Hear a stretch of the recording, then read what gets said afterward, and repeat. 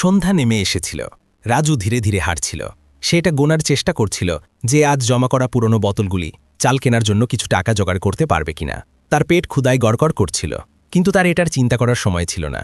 অন্ধকার হওয়ার আগে তাকে বাড়ি পৌঁছাতে হতো। যখন সে ক্ষেতের বাস দিয়ে যাচ্ছিল, রাজু হঠাৎ থেমে গেল। দূরে বাঁশের ঝোপের নিচে একটি ছায়া স্থির পড়েছিল। তার মেরুদণ্ডে একটি শিরশিরে অনুভূতি হল। সে কে ছিল? কোনো মাতাল, কোনো লাশ, নাকি কোনো ভূত? এই গল্পটি শুরু করার আগে ভিডিওটিকে লাইক করা, এই গল্পটি ছড়িয়ে দেওয়ার জন্য শেয়ার করা এবং চ্যানেলটিকে সাবস্ক্রাইব করা ভুলবেন না, যাতে আপনি ভবিষ্যতে আসা আকর্ষণীয় গল্পগুলি মিস না করেন। নিচে মন্তব্যে জানেন যে আপনারা রহস্য এক্স থেকে ভবিষ্যতে কোন কোন বিষয়গুলি খুঁজে বের করতে এবং পোস্ট করতে চান। আর এখন চলুন শুরু করা যাক। রাজু তার থুতু গিলে নিল। সেই ছায়াটিকে দেখার জন্য কিছু সেকেন্ড স্থির দাঁড়িয়ে রইল। সে নড়ছিল না, কিন্তু ঝাপসা আলোতে সে একটি কাঁপতে থাকা হাতকে ধীরে ধীরে নড়তে দেখল। সে একজন জীবিত ব্যক্তি ছিল। কোনো কিছু না ভেবে রাজু সাবধানে এগিয়ে গেল। তার ছেঁড়া চপ্পলগুলি শুকনো ফাটা মাটির উপর চপচপ আওয়াজ করছিল। যেমন যেমন সে কাছে এলো, তার মনে হলো যে সে একজন মহিলা ছিল। প্রায় ৩৫ বছর বয়সী একজন মহিলা, যে কাদামাখা একটি বেজ রঙের সালোয়ার কামিজ ওড়না পড়েছিল। তার চুল উস্কো খুস্কো ছিল, মুখ ফ্যাকাশে হয়ে গিয়েছিল এবং কপালে একটি আঘাত ছিল যেখান থেকে রক্ত গড়িয়ে পড়ছিল। রাজু ঘাবড়ে গেল। সে এত গুরুতরভাবে আহত কাউকে আগে কখনো দেখেনি। এই মহিলা কে ছিল? সে এখানে কেন ছিল? সে হাঁটু গেড়ে বসল। তার ছোট হাতে কাঁপতে কাঁপতে তাকে ধীরে ধীরে স্পর্শ করল। আন্টি, আপনি কি ঠিক আছেন? কোনো উত্তর এলো না। রাজু তাকে আরেকটু জোরে ঝাঁকালো। আন্টি, আপনি কি আমার কথা শুনতে পাচ্ছেন? একটি হালকা গোঙানির শব্দ এলো। মহিলাটির চোখ সামান্য খুলল, কিন্তু সে খুব দুর্বল ছিল। বাঁচাও, আমাকে বাঁচাও। তার গলা ভেঙে যাচ্ছিল, প্রায় শোনা যাচ্ছিল না। রাজু একটি গভীর শ্বাস নিল। সে বেঁচে ছিল, কিন্তু যদি তাকে দ্রুত সাহায্য না করা হয় তবে তার জীবন বিপন্ন হতে পারে। সে চারপাশে দেখল। ক্ষেতগুলি জনশূন্য ছিল। দূরে কেবল কিছু কুড়ে ঘর ছিল। তাকে অবিলম্বে গ্রামে ছুটে গিয়ে সাহায্য আনতে হবে, কিন্তু সে তাকে এভাবে ফেলে যেতে পারছিল না। যাওয়ার আগে তাকে কিছু করতে হবে। রাজু তাড়াতাড়ি তার গলা থেকে তার পুরনো গামছাটি খুলল এবং সাবধানে তার কপাল থেকে গড়িয়ে পড়া রক্ত মুছে দিল। তার ছোট হাত কাঁপছিল, কিন্তু সে খুব সাবধানে কাজ করছিল। ভয় পাবেন না, আমি আপনাকে সাহায্য করব। শুধু কিছুক্ষণ আমার জন্য অপেক্ষা করুন। মহিলাটি দুর্বলভাবে মাথা নাড়ল। তার চোখে কৃতজ্ঞতা এবং ব্যথার ভাব ছিল। রাজু লাফিয়ে দাঁড়ালো এবং গ্রামের দিকে দৌড়ালো। তার রোগা পা কাদার দাগের ওপর পড়ছিল। রাস্তার পাশে ছোট ছোট পাথরের সাথে ধাক্কা খাচ্ছিল, কিন্তু সে ধীর হল না। সে জানত না যে সেই মহিলা কে ছিল, কিন্তু সে জানত যে সে তাকে একা ছেড়ে দিতে পারে না। কিছু দূর দৌড়ানোর পরে সে ঘাবড়ে গিয়ে চিৎকার করল, কারো অ্যাক্সিডেন্ট হয়েছে, বাঁচাও, কেউ আমাকে সাহায্য করো। রাজু এবড়ো খেবড়ো মাটির রাস্তায় প্রাণ বাঁচাতে দৌড়াচ্ছিল। তার শ্বাস দ্রুত ছিল এবং তার ছোট বুকে তার হৃৎপিণ্ড জোরে জোরে ধরফর করছিল। সে তার জীবনে কখনো এত জোরে দৌড়ায়নি। রাস্তার ধুলো উঠছিল, কিন্তু তার কোনো পরোয়া ছিল না। তার মাথায় কেবল একটিই চিন্তা ছিল, তাকে বাঁচানোর জন্য কাউকে খুঁজে বের করতে হবে। দৌড়াতে দৌড়াতে সে চিৎকার করছিল, কেউ আহত হয়েছে, বাঁচাও, কেউ আমাকে সাহায্য করো। তার চিৎকার সন্ধ্যার নীরবতায় প্রতিধ্বনিত হচ্ছিল, যার ফলে গ্রামের কিছু লোক কৌতূহলবশত তাদের দরজায় বাইরে উঁকি দিতে লাগল। কিন্তু কেউ দ্রুত বাইরে এলো না। একটি ছোট বাজারের কোণে কিছু প্রবীণ মহিলা তাদের জিনিসপত্র বিক্রি করার পরে গল্প করছিল। একটি ছোট সাদা চুলের বৃদ্ধা, যার হাতে একটি ঝুড়ি ছিল, রাজুর চিৎকার শুনল এবং তার ভ্রু কুঁচকাল। এটা রাজু, তাই না? এত জোরে চিৎকার করছে কেন? রাজু হাঁপাতে হাঁপাতে দৌড়ে এলো। দিদিমা, একজন আন্টির অ্যাক্সিডেন্ট হয়েছে। সে বাঁশের জঙ্গলের কাছে মাঠে পড়ে আছে। খুব রক্তপাত হচ্ছে, দয়া করে আমাকে সাহায্য করুন। সেই বৃদ্ধা রাজুর দিদিমা ছিল। এটা শুনে সে চমকে গেল। পাশে দাঁড়িয়ে থাকা একজন মহিলা ঠোঁট মেকিয়ে বললেন, এটা আর কি নাটক? এই গরিব বাচ্চারা টাকা চাওয়ার জন্য প্রায়ই অজুহাত তৈরি করে। রাজুর মুখ রাগে লাল হয়ে গেল। সে প্রায় কেঁদে ফেলছিল। আমি মিথ্যে বলছি না, যদি আমরা তাড়াতাড়ি না করি তবে সে মারা যেতে পারে। পিছন থেকে একটি গভীর উষ্ণ কণ্ঠস্বর এলো, কি হয়েছে খোকা? রাজু ঘুরল। সে ছিল সুখরাম, প্রায় ৫০ বছর বয়সী একজন শক্তিশালী লোক, যে ফ্যাকাশে রঙের কাজের পোশাক পরেছিল এবং হাতে মেশিনের তেল মোছার জন্য একটি কাপড় ধরেছিল। সে ছিল গ্রামের ট্রাক ড্রাইভার, যে জিনিসপত্র এদিক ওদিক নিয়ে যেত। সুখরাম চাচা, কেউ খুব খারাপভাবে আহত হয়েছে, দয়া করে তাকে হাসপাতালে নিয়ে যেতে আমাকে সাহায্য করুন। দুর্ঘটনার নাম শুনে সুখরামের মুখ গম্ভীর হয়ে গেল। সে জানত যে রাজু গল্প বানানোর মতো ছেলে নয়। গাড়িতে ওঠো। কোনো দ্বিধা ছাড়াই সে কাপড়টি একপাশে ছুঁড়ে ফেলে দিল এবং তার পুরনো ট্রাকের কেবিনে উঠে গেল। রাজু তাড়াতাড়ি ট্রাকের পিছনের অংশে লাফিয়ে উঠল। তার হৃৎপিণ্ড তখনও উদ্বেগে ধরফর করছিল। কোথায়? বাঁশের জঙ্গলের কাছে, পশ্চিমের মাঠের ঠিক পাশে। ট্রাকটি গর্জন করে উঠল এবং দ্রুত চলতে শুরু করল। রাজু ট্রাকের কিনারা শক্ত করে ধরল। তার চোখ রাস্তার দিকে ছিল। গর্তের ধাক্কায় সে প্রায় পড়েই যাচ্ছিল, কিন্তু তার কোনো পরোয়া ছিল না। শীঘ্রই ট্রাকটি আহত মহিলার কাছে থামল। সুনিতা তখনও সেখানেই পড়েছিল। তার শরীর স্থির ছিল, শ্বাস দুর্বল ছিল, তার কপালে রক্ত শুকিয়ে গিয়েছিল, কিন্তু তার মুখ কাগজের মতো সাদা হয়েছিল। রাজু প্রথমে ট্রাক থেকে লাফিয়ে নামল এবং তার দিকে দৌড়াল। আন্টি, আপনি কি আমার কথা শুনতে পাচ্ছেন? কোনো উত্তর এলো না। সুখরাম দ্রুত এগিয়ে গেল, সুনিতার অবস্থা দেখল, তারপর ঝুঁকে তার নাড়ি পরীক্ষা করল। নাড়ি চলছে, কিন্তু খুব দুর্বল। আমাদের তাকে এখনই নিয়ে যেতে হবে। সে রাজুর দিকে ঘুরল। খোকা, আমাকে সাহায্য করো। রাজুর সঙ্গে সঙ্গে মাথা নাড়ল। সুখরাম সাবধানে সুনিতার মাথা তুলল, যখন রাজু তার বাহু শক্ত করে ধরল যাতে সে পিছলে না যায়। ঠিক তখনই সুনিতা ধীরে ধীরে গোঙাল, তার চোখ সামান্য খুলল। আমাকে ছেড়ে যেও না। রাজু এটা শুনল এবং তার হৃদয় দুঃখে ভরে গেল। সে সেই মুহূর্তে তার হৃদয়ে থাকা ভয় কল্পনা করতে পারছিল না। আমি আপনাকে ছেড়ে যাব না, আমি প্রতিশ্রুতি দিচ্ছি। ঠিক তখনই সুখরাম সুনিতাকে তুলে নিল এবং সাবধানে তাকে ট্রাকের পিছনের অংশে শুয়ে দিল। রাজুও তার সঙ্গে উঠল, তার পাশে বসল যাতে ট্রাক চললে তার ঝাঁকুনি না লাগে। শক্ত করে ধরো, আমরা হাসপাতালে যাচ্ছি। ট্রাকটি গর্জন করতে করতে ধুলোময় রাস্তায় চলতে শুরু করল। দ্রুত বাতাস ট্রাকের পিছনের অংশে আসছিল। রাজু স্থির শুয়ে থাকা মহিলাটিকে দেখল, তারপর তার হাত দেখল। তার ছোট হাত এখন তার রক্তে মাখা ছিল। সে কখনো কাউকে এত খারাপভাবে আহত হতে দেখেনি। সেইটাও জানত না যে সে বাঁচবে কিনা। চাচা, সে ঠিক হয়ে যাবে তো? রাজু কেবিনের দিকে চিৎকার করল। সুখরাম তখনও গাড়ি চালানোর দিকে মনোযোগ ছিল, কিন্তু তার কণ্ঠস্বর দৃঢ় ছিল। বেঁচে আছে, কিন্তু এখনও বিপদে আছে। খোকা, তোমাকে আমাকে সাহায্য করতে হবে। রাজু চমকে গেল। সাহায্য? কিন্তু আমি কাউকে বাঁচানোর বিষয়ে কিছুই জানি না, আমি কি করব? দেখো যে আঘাত থেকে এখনও রক্ত গুড়িয়ে পড়ছে কিনা। রাজু দ্রুত ঝুঁকে দেখল যে সুনিতার কপালে আঘাত থেকে এখনও রক্ত বেরোচ্ছে। চাচা, রক্ত এখনও গুড়িয়ে পড়ছে। খোকা, আমার কথা শোনো। তোমার কাছে যা কিছু পরিষ্কার আছে তা আঘাতের উপর রাখো এবং রক্ত বন্ধ করার জন্য শক্ত করে চাপ দাও। রাজু ঘাবড়ে গেল, তার পকেটে হাতড়াল এবং একটি পুরনো রুমাল পেল। সে সাবধানে সেটা তার কপালে রাখল এবং রক্ত বন্ধ করার জন্য তার হাত দিয়ে হালকা চাপ দিল। খুব ভালো খোকা, শক্ত করে ধরে থেকো। ট্রাকটি এবড়োখেবড়ো রাস্তা দিয়ে যেতে যেতে জোরে কাঁপছিল। রাজুকে সুনিতাকে এদিক ওদিক গড়িয়ে যাওয়া থেকে রক্ষা করার জন্য অনেক চেষ্টা করতে হল। তার ঘাম ঝরছিল, কিন্তু সে তার কপাল থেকে হাত ছড়ানোর সাহস পেল না। সে ভয় পেয়েছিল যে যদি সে কিছু ভুল করে তবে এই মহিলাটি বাঁচবে না। আন্টি, সাহস রাখুন, আমরা প্রায় হাসপাতালে পৌঁছে গেছি। কিন্তু সুনিতা শুধু একটি হালকা শ্বাস নিল এবং কিছুই বলল না। সে আরও ঘাবড়ে গেল, কিন্তু তার হৃদয়ের গভীরে সে নিজেকে বলল যে সে হাল ছাড়তে পারে না। সে প্রতিশ্রুতি দিয়েছিল যে সে তাকে ছেড়ে যাবে না। সামনে ঘন অন্ধকারে নিয়ন আলোর একটি ফিতে দেখা গেল। হাসপাতাল।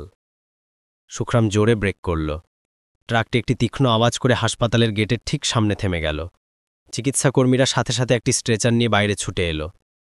মাথায় আঘাত লেগেছে, অনেক রক্ত বেরিয়ে গেছে, সুখরাম চিৎকার করল। দুজন ডাক্তার দ্রুত সুনিতাকে নামাল। রাজুও তাড়াতাড়ি নিচে লাফিয়ে নামল, কিন্তু তাকে থামানো হল। আমি কি তার সাথে ভেতরে যেতে পারি?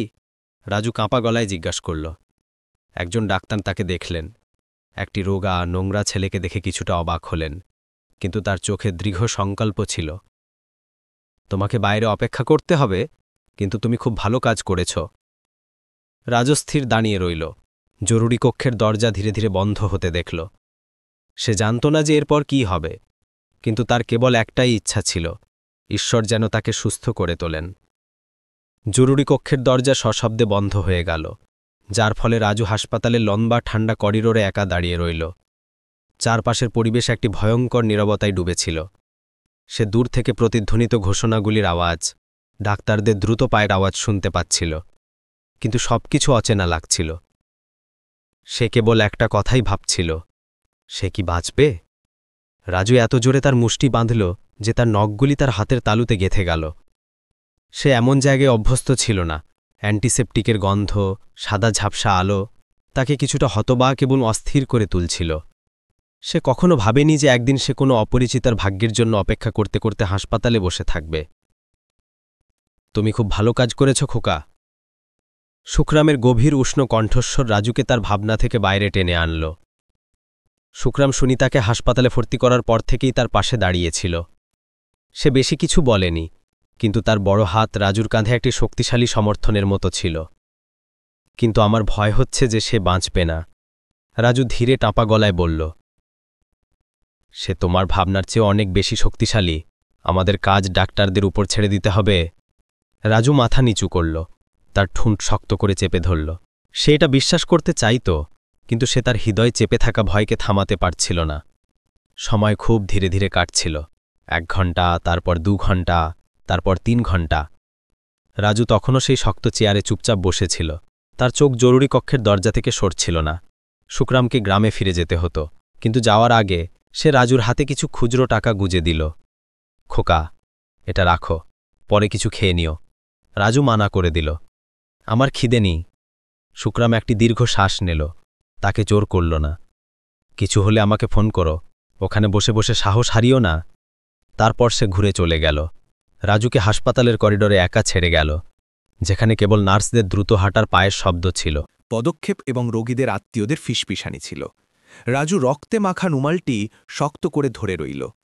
তার চোখ তখনও জরুরি কক্ষের দিকে ছিল, যেন যদি সে এক মুহূর্তের জন্য চোখ সরায় তবে সবচেয়ে খারাপটা হয়ে যাবে।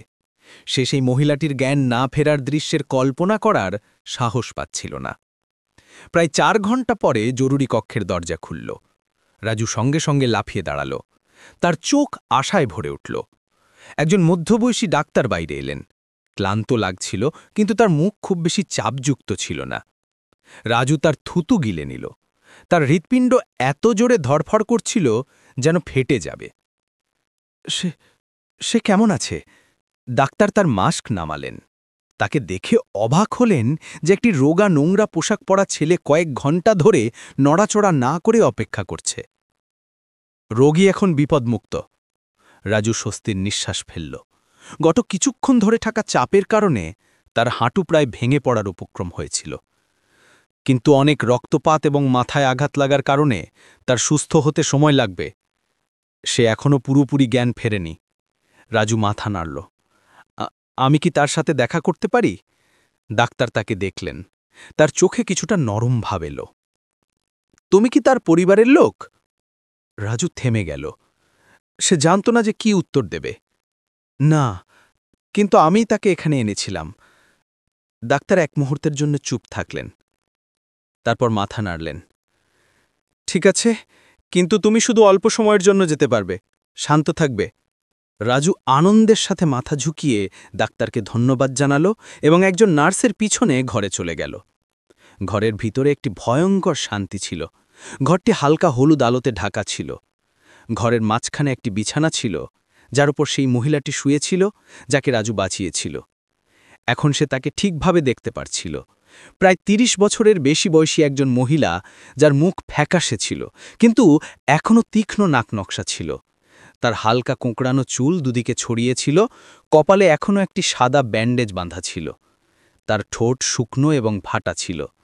হাত বিছানায় খোলা পড়েছিল। তাকে দেখে রাজুর একটি অদ্ভুত পরিচিতি অনুভব হল। সে জানত না যে সে কে ছিল, কোথা থেকে এসেছিল, কিন্তু একটা জিনিস সে নিশ্চিতভাবে জানত, এই মহিলাটি তার মতো গরিব জীবন থেকে ছিল না। সে বিছানার কাছে বসল, চুপচাপ তাকে দেখতে লাগল। হঠাৎ তার আঙুল সামান্য নড়ল। রাজু চমকে উঠল এবং উপরে দেখল। তার চোখ ধীরে ধীরে খুলল। প্রথমে সে বিভ্রান্ত লাগছিল, কিন্তু যখন তার নজর রাজুর উপর পড়ল, তখন সে ধীরে ধীরে তার ভ্রু কুঁচকাল। তুমি কে? তার কণ্ঠস্বর কর্কশ এবং এত দুর্বল ছিল যে প্রায় শোনা যাচ্ছিল না। রাজু তার ঠোঁট কাটল এবং ধীরে ধীরে বলল, আমি রাজু, যিনি আপনাকে মাঠে খুঁজে পেয়েছিলাম। আমি আপনাকে এখানে এনেছিলাম। এক মুহূর্তের নীরবতার পরে তার চোখ নরম হয়ে গেল। ধন্যবাদ, খোকা। রাজু বিভ্রান্ত হয়ে গেল। সে কোনো বড় লোকের কাছ থেকে ধন্যবাদ শোনার অভ্যস্ত ছিল না। কোনো ব্যাপার না, আমি শুধু সেটাই করেছি যা আমি করতে পারতাম। একটি দুর্বল হাসি তার ঠোঁটে এলো, কিন্তু ক্লান্তি তাকে দ্রুত ঘুমে টেনে নিল। রাজু সেখানেই বসে রইল। তার প্রতিটি শ্বাস দেখছিল। সে জানত না যে সে কেন তার প্রতি এত দায়িত্ব অনুভব করছে, কিন্তু একটা জিনিস সে নিশ্চিতভাবে জানত, যতক্ষণ না সে জানতে পারছে যে সে সত্যি সুস্থ, সে যেতে পারে না। এবং সেই মুহূর্তে রাজু নিজের সাথে প্রতিশ্রুতি দিল, যাই ঘটুক না কেন সে তাকে একা ছাড়বে না। সেই রাতে সে বিছানার পাশে বসে রইল, নড়াচড়া না করে। সে জানত না যে এই ছোট্ট সিদ্ধান্তটি তার জীবন চিরতরে বদলে দেবে। হাসপাতালের ঘরে হলুদ ঝাপসা আলো বিছানায় শুয়ে থাকা মহিলাটির ক্লান্ত কিন্তু সুন্দর মুখের ওপর পড়ছিল। ঘরে শান্তি ছিল, শুধু হার্ট মনিটরের নিয়মিত বিপ বিপ আওয়াজ প্রতিধ্বনিত হচ্ছিল। রাজু তখনও সেখানেই বসেছিল, তার হাতগুলি একসাথে বাঁধা ছিল এবং তার চোখ সেই মহিলাটি থেকে সরছিল না। সে জানত না যে কেন সে তার এত চিন্তা করছে। হয়তো দায়িত্বের অনুভূতির কারণে, অথবা হয়তো এই কারণে যে তার মনে হয়েছিল যে তার মধ্যে কিছু খুব বিশেষ আছে। সে ভাবছিল, সে কে? এই গরিব গ্রামীণ এলাকায় তার দুর্ঘটনা কেন ঘটল? এবং সবচেয়ে গুরুত্বপূর্ণ বিষয়, এই দুর্ঘটনার পরে তার জীবন কিভাবে পরিবর্তন হবে? রাজু চেয়ারে তার হাঁটু উপরে তুলে নিল, তার চিবুক তার বাহুর উপর রাখল। হাসপাতালের জানালার বাইরে অন্ধকার ছেয়ে গিয়েছিল, কিন্তু তার একটুও ঘুম আসছিল না। সে আগেও অনেক রাত জেগে কাটিয়েছে, কিন্তু কখনো কোনো অপরিচিতের জন্য নয়। পরের দিন সকালে রাজু তখনও চেয়ারে বসেছিল। ঘুমের অভাবে তার চোখ জ্বালা করছিল। ঘরের দরজা ধীরে ধীরে খুলল। একজন নার্স ভেতরে এলেন। তাকে তখনও সেখানে বসে থাকতে দেখে চমকে গেলেন। তুমি এখনও বাড়ি যাওনি? তার কণ্ঠে কিছুটা ধমক ছিল, কিন্তু একই সাথে সহানুভূতিও ছিল। রাজু তার চোখ ডলল এবং মাথা নাড়ল। আমি দেখতে চেয়েছিলাম যে সে কেমন আছে। নার্স ধীরে ধীরে হাসলেন, কিন্তু কিছুই বললেন না। তিনি রোগীর হৃদস্পন্দন এবং অন্যান্য লক্ষণ পরীক্ষা করলেন এবং চুপচাপ চলে গেলেন। প্রায় আধ ঘণ্টা পরে বিছানায় শুয়ে থাকা মহিলাটি ধীরে ধীরে নড়ল। রাজু সোজা হয়ে বসল, তার চোখ উজ্জ্বল হয়ে উঠল। সে ধীরে ধীরে তার চোখ খুলল। আলোর সাথে মানিয়ে নেওয়ার জন্য কয়েকবার পলক ফেলল। কিছুক্ষণ পরে তার নজর রাজুর উপর পড়ল। সে ভ্রু কুঁচকাল, মনে হচ্ছিল যে সে এখনও তাকে মনে করতে পারছে না। আমি রাজু। রাজু একটু ইতস্তত করে ধীরে ধীরে হাসল। আমি রাজু, আমি গতকাল রাতে আপনাকে এখানে এনেছিলাম। মহিলাটি এক মুহূর্তের জন্য চুপ থাকল, যেন স্মৃতিগুলি ধীরে ধীরে ফিরে আসছে। তার চোখে কিছুটা আবেগপ্রবণতা এলো। তুমি কালকের সেই ছেলেটি? সে একটি গভীর শ্বাস নিল, ওঠার চেষ্টা করল, কিন্তু ব্যর্থ হল। আপনি বিশ্রাম নিন। সে ধীরে ধীরে মাথা নাড়ল, তার চোখ রাজু থেকে সরছিল না। তুমি পুরো রাত এখানেই ছিলে? রাজু মুখ নিচু করল এবং ধীরে ধীরে মাথা নাড়ল। আমি শুধু নিশ্চিত হতে চেয়েছিলাম যে আপনি ঠিক আছেন।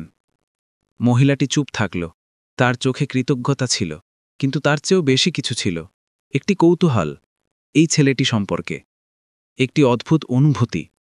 সে এত দয়ালু শিশুকে কখনো দেখেনি। কিছুক্ষণ পরে ডাক্তার তার অবস্থা পরীক্ষা করতে এলেন। তার কাছে বেশি টাকা ছিল না, কিন্তু সেই সামান্য টাকা দিয়ে সে তার জন্য এক বাটি গরম খিচুড়ি কিনতে পারত। প্রায় 15 মিনিট পরে রাজু গরম খিচুড়ির একটি প্যাকেটের সাথে ফিরে এলো। এই নিন, এটা খেয়ে নিন, আপনি শক্তি পাবেন। সে চমকে গেল। শেষ কবে কেউ তার জন্য এতটা আন্তরিক হৃদয় দিয়ে খাবার কিনেছিল? তোমাকে এটা করার দরকার ছিল না। রাজু ধীরে ধীরে হাসল। কোনো ব্যাপার না, আমার খিদে নেই, আপনি খেয়ে নিন। সে আর কিছু বলল না, চুপচাপ খিচুড়ির বাটিটি নিল। প্রতিটি গরম চামচ তার গলা দিয়ে নামার সাথে সাথে সে কিছু খুব অদ্ভুত অনুভব করছিল, একটি সুরক্ষার অনুভূতি, এমন কিছু যা পরিবারের মতো লাগছিল। খাওয়ার পরে সুনিতা রাজুকে অনেকক্ষণ ধরে দেখল। তোমাকে এখন এখানে থাকার দরকার নেই, আমি ঠিক আছি। রাজু এক মুহূর্তের জন্য চুপ থাকল, তারপর ধীরে ধীরে বলল, কিন্তু আমি শুধু নিশ্চিত হতে চাই যে আপনি ঠিক আছেন। এখানে আপনার কোনো আত্মীয় নেই? সুনিতা কিছুটা চমকে গেল। সেই প্রশ্ন তাকে মনে করিয়ে দিল যে সে কি হারিয়েছে। সে ফ্যাকাশে হাসল, তার চোখ দূর পর্যন্ত দেখছিল। না, আমি একা। রাজু তার ঠোঁট কাটল। সে সেই অনুভূতিটি বুঝত, এমন কেউ না থাকার অনুভূতি যার ওপর আপনি ভরসা করতে পারেন। কেউ আর কিছু বলল না, কিন্তু সেই মুহূর্তেই দুজন একটি অদৃশ্য বন্ধন অনুভব করল, যা ধীরে ধীরে তৈরি হচ্ছিল। হয়তো এই সাক্ষাৎ কোনো কাকতালীয় ঘটনা ছিল না। হাসপাতালের একটি দীর্ঘ রাতের পরে রাজু কেবল ঘুমের অভাবের কারণে ক্লান্ত অনুভব করছিল না, বরং তার মনে একটি অদ্ভুত অনুভবও ছিল। সুনিতার মতো একজন মহিলা কেন এই গরিব গ্রামীণ এলাকায় দুর্ঘটনার শিকার হল? সে এখানকার ছিল না। রাজু এটা নিশ্চিত ছিল। তার পোশাক, তার হাবভাবে রাজু এটা চিনতে পারছিল যে সে এমন একটি জীবন যাপন করেছে যা এখানকার পরিশ্রমী লোকদের থেকে খুব আলাদা ছিল। কিন্তু সবচেয়ে গুরুত্বপূর্ণ বিষয়, তার গাড়ি কোথায় ছিল। রাজুর এখনও পরিষ্কার মনে আছে, সেই দিন যখন সে সুনিতাকে খুঁজে পেয়েছিল তখন আশেপাশে কোনো গাড়ি দুর্ঘটনার চিহ্ন ছিল না। কোনো উল্টে যাওয়া গাড়ি নয়, কোনো ভাঙা কাঁচ বা বডির টুকরো নয়, শুধু একজন মহিলা জনশূন্য মাঠের মাঝখানে পড়েছিল। এটা যুক্তিসঙ্গত ছিল না। রাজু ভ্রু কুঁচকাল। এমন কিছু ঘটেছিল যা সে এখনও জানত না। সেই সকালে সুনিতার নাস্তা করার পরে রাজু বিছানার পাশে চেয়ারে বসল। আপনার কি মনে আছে যে কি হয়েছিল? সুনিতা রাজুকে দেখল। তার চোখে একটি চিন্তাশীল ঝলক ছিল। একটু একটু, সে ধীরে ধীরে বলল। আমার মনে আছে যে আমি গাড়ি চালাচ্ছিলাম। তারপর মনে হলো যেন গাড়ি নিয়ন্ত্রণ হারালো, আর তারপর আমার কিছু মনে নেই। রাজু সেই উত্তরে বেশি বিশ্বাস হল না। কিছু তো গোলমাল ছিল, কিন্তু আপনার গাড়ি কোথায়? সুনিতা চমকে গেল। হয়তো সে এই বিষয়ে ভাবেনি। ঘরে এক মুহূর্তের জন্য নীরবতা ছেয়ে গেল। আমিও জানি না। তার কণ্ঠস্বর ক্ষীণ হয়ে গেল। হয়তো কেউ তাকে নিয়ে গেছে। কিন্তু যদি কেউ গাড়ি নিয়ে যায়, তাহলে তারা আপনাকে কেন বাঁচালো না? রাজু সঙ্গে সঙ্গে উত্তর দিল না। সুনিতা সঙ্গে সঙ্গে উত্তর দিল না। রাজু তাকে সাবধানে দেখল। মনে হচ্ছিল যে সে কিছু লুকাচ্ছে। কিছুক্ষণ নীরবতার পরে সে একটি গভীর শ্বাস নিল। তার সামনে বসে থাকা ছেলেটিকে দেখল। তুমি এই দুর্ঘটনায় সম্পর্কে কি ভাবছ? রাজু উত্তর দেওয়ার আগে তার ঠোঁট চেপে ধরল, চিন্তা করল। আমার মনে হয় যে এটা শুধু একটা দুর্ঘটনা হতে পারে না। সুনিতা তার চোখ ছোট করল, কিন্তু ছেলেটির যুক্তিতে অবাক লাগছিল। তোমার মনে হয় যে কেউ এটা ইচ্ছে করেছে? রাজু চুপ থাকল। সে নিশ্চিত ছিল না, কিন্তু সে একটি কথা জানত, যে সবকিছু কাকতালীয় ছিল না। সেই দুপুরে রাজু কিছু খাবার কেনার জন্য অল্প সময়ের জন্য হাসপাতাল থেকে বেরিয়ে গেল। যখন সে ফিরে এলো, তখন একজন অচেনা লোক ঘরের দরজার সামনে দাঁড়িয়েছিল। সে একটি জমকালো কালো স্যুট পরেছিল, কিন্তু তার মুখে কিছু ভীতি করছিল। রাজু সঙ্গে সঙ্গে থেমে গেল। তার বিবেক তাকে বলল যে কিছু ভুল আছে। সেই লোকটি ধীরে ধীরে দরজায় টোকা দিল এবং ঘরে চলে গেল। রাজু তাড়াতাড়ি একটি কোণে লুকিয়ে গেল, চুপচাপ দেখতে লাগল। সুনিতাজি, তার কণ্ঠস্বর গভীর ছিল, কিন্তু তাতে কিছুটা ঠান্ডা ভাব ছিল। ভাবিনি যে তুমি এখনও বেঁচে থাকবে। রাজু চমকে গেল। এই বাক্যটি একটি হুমকির মতো লাগছিল। ঘরের ভিতরে সুনিতা সেই লোকটিকে দেখল। তার চোখে সতর্ক ভাব ছিল। তুমি এখানে কি করছ? আমি শুধু নিশ্চিত হতে চেয়েছিলাম যে তুমি কিছু ভুল না বলো। এটা কোনো সাধারণ রোগীকে দেখতে আসা ব্যক্তির সুর ছিল না। রাজু তার মুষ্টি বাঁধল। প্রতিটি শব্দ পরিষ্কারভাবে শোনার চেষ্টা করছিল। লোকটি নিচে ঝুঁকল। তার কণ্ঠস্বর আরও ক্ষীণ হয়ে গেল। তুমি জানো যে আমরা এই বিষয়টিকে আর জটিল করতে চাই না। যদি তুমি বুদ্ধিমান হও, তবে যা ঘটেছে তা ভুলে যাও।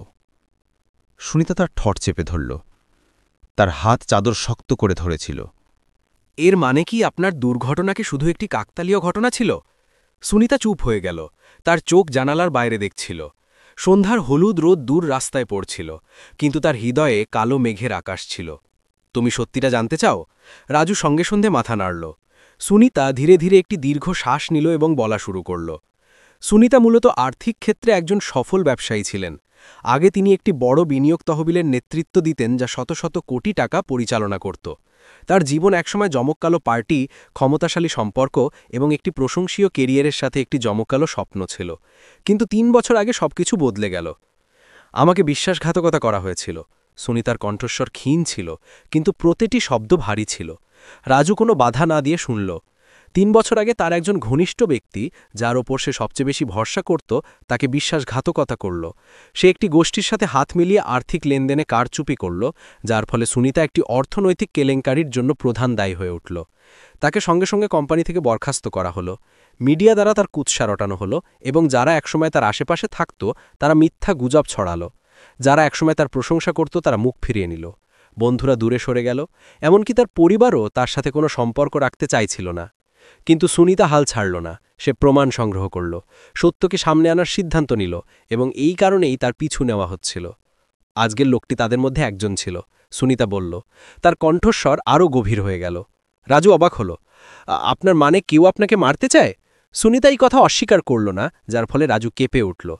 তারা চায় যে আমি চুপ হয়ে যাই, তারা চায় যে আমি গায়েব হয়ে যাই। তার কথাগুলি রাজুর মেরুদণ্ডে শিরশিরে অনুভূতি জাগাল। তাহলে আপনার দুর্ঘটনা কোনো দুর্ঘটনা ছিল না?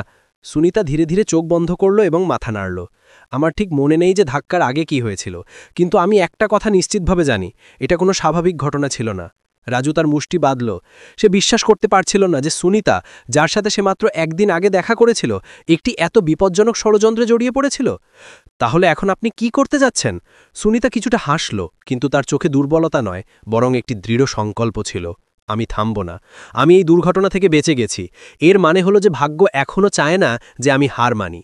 রাজু একটি গভীর শ্বাস নিল। যদিও সে পুরোপুরি বুঝতে পারছিল না যে সে কিসের মুখোমুখি হচ্ছে, তাকে দেখে তার গর্ব অনুভব হলো। কিন্তু এখন আপনাকে এখান থেকে বেরিয়ে আসতে হবে। সুনিতা মাথা নাড়ল। সে জানত, কিন্তু তার কিছু সময়ের জন্য থাকার জন্য একটি নিরাপদ জায়গার প্রয়োজন ছিল। রাজু এক মুহূর্তের জন্য ভাবল, একটি নিরাপদ জায়গা। হঠাৎ তার গ্রামের কথা মনে পড়ল। আপনি আমার গ্রামে আসতে পারেন। সুনিতা অবাক হল। সে ছেলেটিকে সন্দেহের চোখে দেখল। কিন্তু যদি তারা আমাকে সেখানে খুঁজে পায়, তবে এটা তোমাকে বিপদে ফেলবে। রাজু সঙ্গে সঙ্গে মাথে নাড়ল। আমার মতো ছোট গ্রামের কেউ পরোয়া করে না। তারা ভাববে না যে আপনি সেখানে লুকিয়ে আছেন। সুনিতা এক মুহূর্তের জন্য চিন্তা করল, তারপর ধীরে ধীরে মাথা নাড়ল। তুমি নিশ্চিত? রাজু তার ঠোঁট চিপে ধরল এবং জোরে মাথা নাড়ল। নিশ্চিত। আমি আপনাকে একাই সবের মোকাবিলা করতে দিতে পারি না। সুনিতা ধীরে ধীরে একটি দীর্ঘ শ্বাস নিল। কিন্তু হয়তো তার হৃদয়ে সে কিছুটা হালকা অনুভব করল। হয়তো অনেক বছরের প্রথমবারের মতো তাকে একা লড়তে হচ্ছিল না। আমরা এখন যাব? রাজু ধীরে ধীরে জিজ্ঞেস করল। সুনিতা মাথা নাড়ল, কিন্তু সে ইতস্তত করছিল। তুমি নিশ্চিত? যদি তুমি আমার সাথে যাও, তবে তুমিও বিপদে পড়বে। রাজু তার ঠোঁট চেপে ধরল এবং জোরে মাথা নাড়ল। আমি সিদ্ধান্ত নিয়েছি, আপনি এখানে বেশি দেরি থাকতে পারেন না। তারা ফিরে আসবে। মনে হচ্ছিল যে অন্য কোনো বিকল্প নেই। সুনিতা ধীরে ধীরে একটি দীর্ঘ শ্বাস নিল এবং বিছানার পাশে রাখা তার ছোট ব্যাগটি নিল। ঠিক আছে, চলো যাই। দুজন সাবধানে ঘর থেকে বেরিয়ে এলো। রাজু সবসময় তার চারপাশে দেখছিল। তার ভয় ছিল যে কেউ তাদের অনুসরণ করছে। হাসপাতালের গেট থেকে বেরোনোর সাথে সাথে রাজু সঙ্গে সঙ্গে সুনিতাকে একটি ছোট গলিতে নিয়ে গেল। সে গত রাত থেকেই একটি পরিকল্পনা তৈরি করে ফেলেছিল। আমরা বড় রাস্তা দিয়ে যেতে পারি না। সেই লোকেরা এখনও এই এলাকার উপর নজর রাখছে। আমরা প্রধান বাসস্ট্যান্ড থেকে বাস ধরতে পারি না, তারা সেখানে নজর রাখছে। রাজু দ্রুত বলল, আমি অন্য একটি জায়গা জানি যেখান থেকে আমরা গ্রামের জন্য বাস ধরতে পারি। সুনিতা তাকে অবাক হয়ে দেখল। এই ছেলেটি তার ভাবনার চেয়েও বেশি সতর্ক ছিল। তুমি সত্যি এতদূর পর্যন্ত ভেবেছ? রাজু ধীরে ধীরে হাসল, কিন্তু থামল না। আপনি একা নন যাকে কখনো লুকোনোর উপায় খুঁজে বের করতে হয়েছে। প্রায় 20 মিনিট ধরে ছোট গলি দিয়ে যাওয়ার পরে রাজু এবং সুনিতা একটি জনশূন্য বাস স্টপে পৌঁছল, যা প্রধান কেন্দ্র থেকে অনেক দূরে ছিল। একটি পুরনো বাস অপেক্ষা করছিল। রাজু সঙ্গে সঙ্গে তাকে চিনতে পারল। সে ছিল মদন চাচার বাস, যিনি গ্রামের লোকদের একজন পরিচিত ড্রাইভার ছিলেন। রাজু দৌড়ে গিয়ে মদন চাচার সাথে দ্রুত কথা বলল। মদন চাচা, আমাকে গ্রামে যেতে হবে। এই আন্টি আমার সাথে আছেন। মদন সুনিতাকে এক মুহূর্তের জন্য দেখল। কিছুটা অবাক লাগছিল, কিন্তু বেশি কিছু জিজ্ঞেস করল না। সে শুধু মাথা নাড়ল এবং দুজনের জন্য দরজা খুলে দিল। বাসে উঠে পড়ো, কিন্তু এই যাত্রায় একটু সময় লাগবে, কারণ আমাদের একটি নতুন মেরামত করা রাস্তা দিয়ে ঘুরে যেতে হবে। কোনো ব্যাপার না চাচা, রাজু সঙ্গে সঙ্গে বলল। রাজু এবং সুনিতা সবচেয়ে পিছনের সিটে বসল, যাতে তাদের উপর কারণ নজর না যায়। যখন বাস চলতে শুরু করল, সুনিতা জানালা দিয়ে বাইরে দেখল। তার চোখ এখনও সতর্ক ছিল। তোমার মনে হয় যে তারা আমাদের খুঁজে পাবে? সে ধীরে ধীরে জিজ্ঞেস করল। রাজু মাথা নাড়ল। কমপক্ষে এত তাড়াতাড়ি তো নয়। তারা ভাববে না যে আপনি এত তাড়াতাড়ি শহর ছেড়ে দেবেন। সুনিতা ধীরে ধীরে মাথা নাড়ল, কিন্তু সে এখনও পুরোপুরি নিশ্চিত ছিল না। সবকিছু ঠিক লাগছিল, কিন্তু প্রায় 1 ঘন্টা পরে রাজু বুঝতে শুরু করল যে কিছু ভুল আছে। বাসের পেছনে একটি কালো গাড়ি দেখা গেল, যা খুব কাছ থেকে অনুসরণ করছিল। রাজু অনুভব করল যে তার হৃৎপিণ্ড জোরে ধরফর করছে। আন্টি, সে ধীরে ধীরে বলল, একটি গাড়ি আমাদের অনুসরণ করছে। সুনিতা জানালা দিয়ে পেছনে ঘুরে দেখল। সে সঙ্গে সঙ্গে চিনতে পারল যে সেই গাড়িটি কোনো সাধারণ গাড়ি নয়। তারা আমাদের খুঁজে পেয়েছে, সে ধীরে ধীরে বলল, কিন্তু তার কণ্ঠে কোনো আতঙ্ক ছিল না। রাজু তার উষ্ঠি বাঁধল, চিন্তা করতে চেষ্টা করছিল তারা এই সময় ধরা পড়তে পারে না। আমার কাছে একটি আইডিয়া আছে, রাজু দ্রুত বলল। আমরা পরের স্টপে বাস থেকে নেমে যাব এবং অন্য রাস্তা নেব। সুনিতা তাকে দেখল এবং সঙ্গে সঙ্গে মাথা নাড়ল। বাসটি একটি ছোট গ্রামীণ বাজারের কাছে একটি 3 রাস্তার মোড়ে থামল। নামো, সে ধীরে ধীরে তার হাত টানল। দুজন দ্রুত বাস থেকে নেমে গেল, বাজারের ভিড়ে মিশে গেল এবং তারপর একটি ছোট রাস্তায় মোড় নিল, যা জঙ্গলের দিকে যাচ্ছিল। দূরে কালো গাড়িটিও থামল। গাড়ি থেকে দুজন লোক নামল এবং চারপাশে দেখতে লাগল। তারা আমাদের খুঁজছে, রাজু ধীরে ধীরে বলল। তার হৃৎপিণ্ড জোরে জোরে ধরফর করছিল। শান্ত থাকো, সুনিতা ধীরে ধীরে বলল, কিন্তু তার কণ্ঠে একজন অভিজ্ঞ ব্যক্তির দৃঢ়তা ছিল। দুজন চুপচাপ একটি ছোট পায়ে হাঁটা পথে চলল, যা দূর পর্যন্ত ছড়িয়ে থাকা ক্ষেতগুলির দিকে যাচ্ছিল। তারা এখনও নিরাপদ ছিল না, কিন্তু অন্তত তারা অনুসরণকারীদের নজর থেকে বাঁচতে পেরেছিল। প্রায় 1 ঘন্টা হেঁটে যাওয়ার পরে তারা অবশেষে একটি ছোট মাটির রাস্তায় পৌঁছাল, যা রাজুর গ্রামের দিকে যাচ্ছিল। যখন সে দূর থেকে ঘরগুলির ছাদ দেখল, তখন রাজু আগের চেয়ে বেশি স্বস্তি অনুভব করল।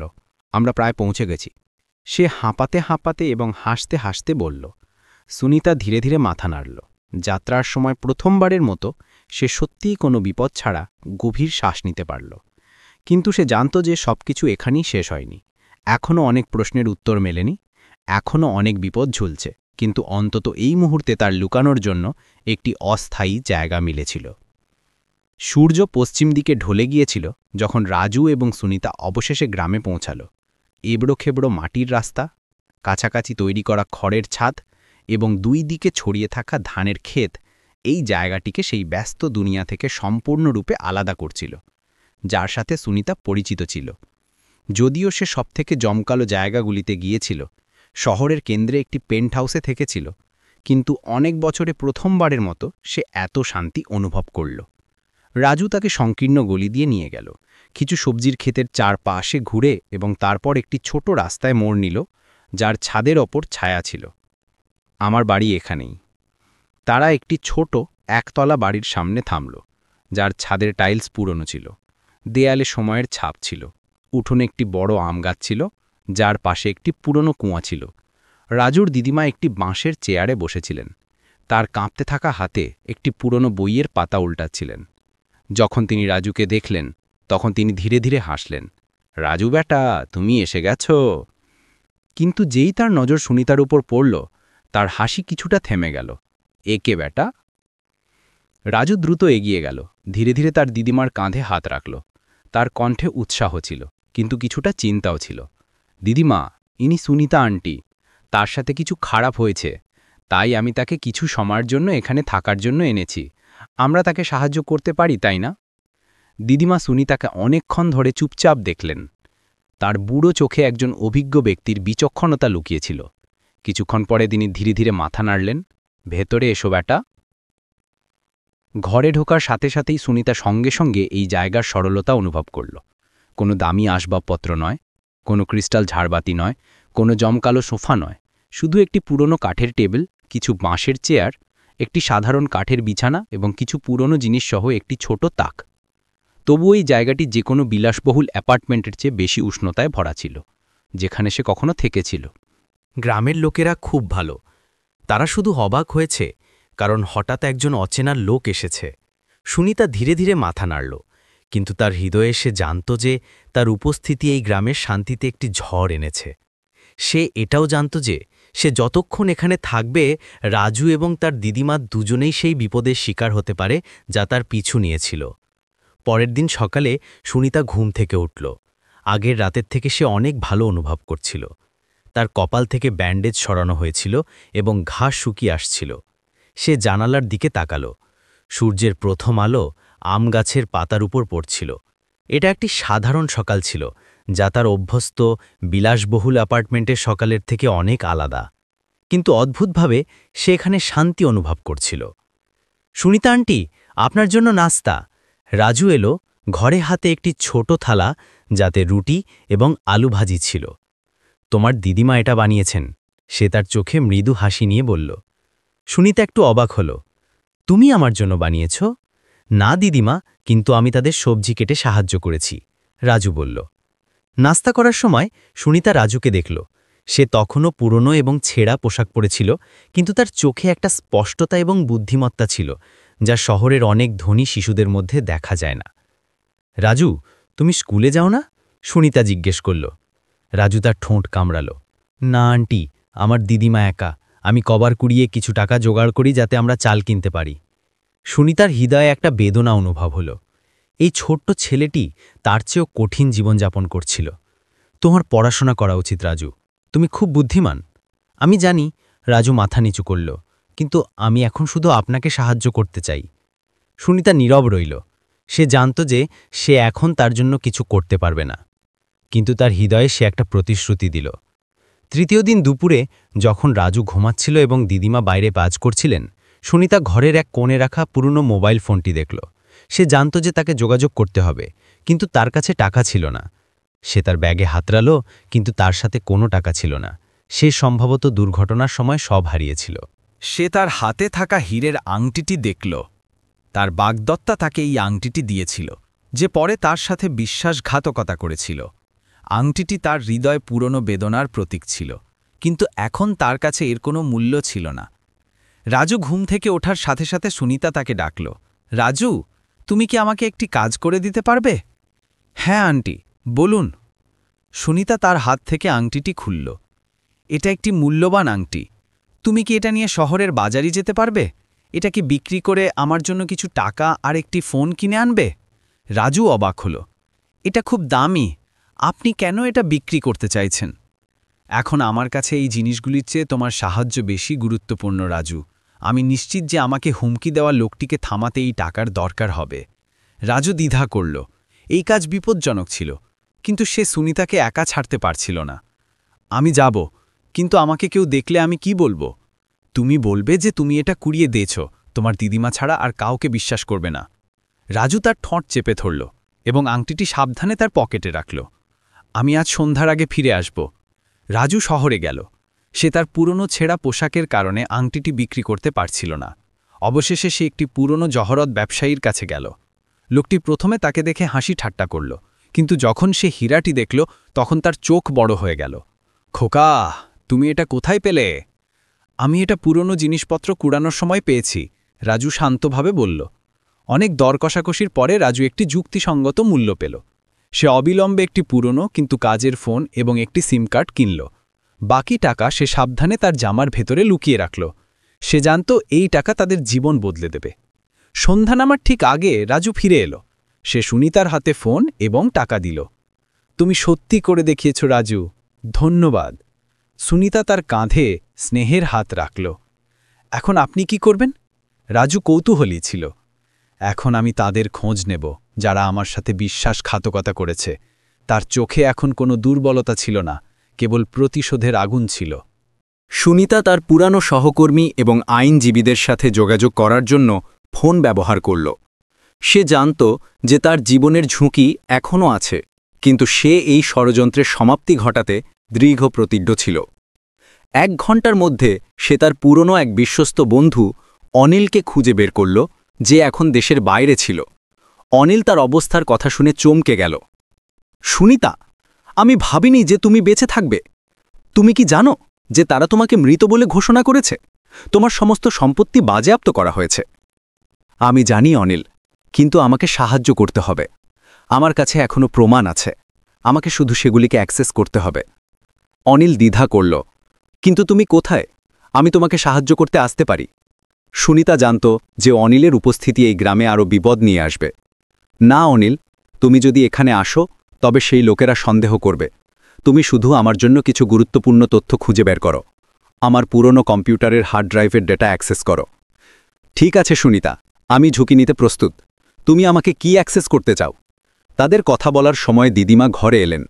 তিনি লাজু এবং সুনিতাকে এত গভীর আলোচনায় দেখে কিছুটা অবাক হলেন।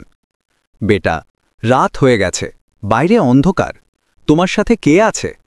সুনিতা তাড়াতাড়ি ফোন নামিয়ে রাখল। কেউ না দিদিমা, শুধু আমার পুরনো অফিসের কেউ। দিদিমা সুনিতার চোখে কিছু দেখলেন যা তার কাছে অচেনা ছিল। তিনি জানেন না যে এই মহিলাটি কে, কিন্তু তিনি একটি জিনিস নিশ্চিতভাবে জানতেন যে এই মহিলার সাথে আসা বিপদ রাজু এবং তার জীবনকে চিরতরে পরিবর্তন করতে চলেছে। রাজু দিদিমার কাছে গেল।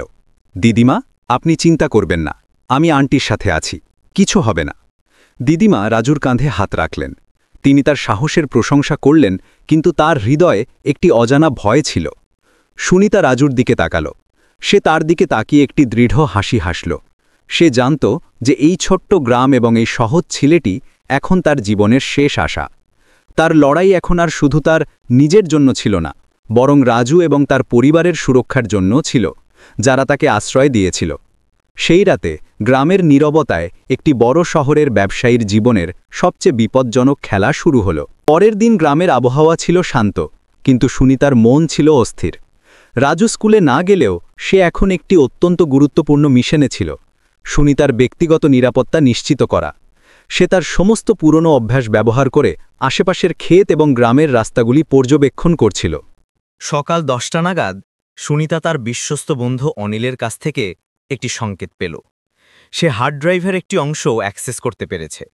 সে রাজুকে জানালো, রাজু, আমাকে এখন কিছুক্ষণ একা থাকতে হবে, কেউ এলে তুমি আমাকে জানাবে।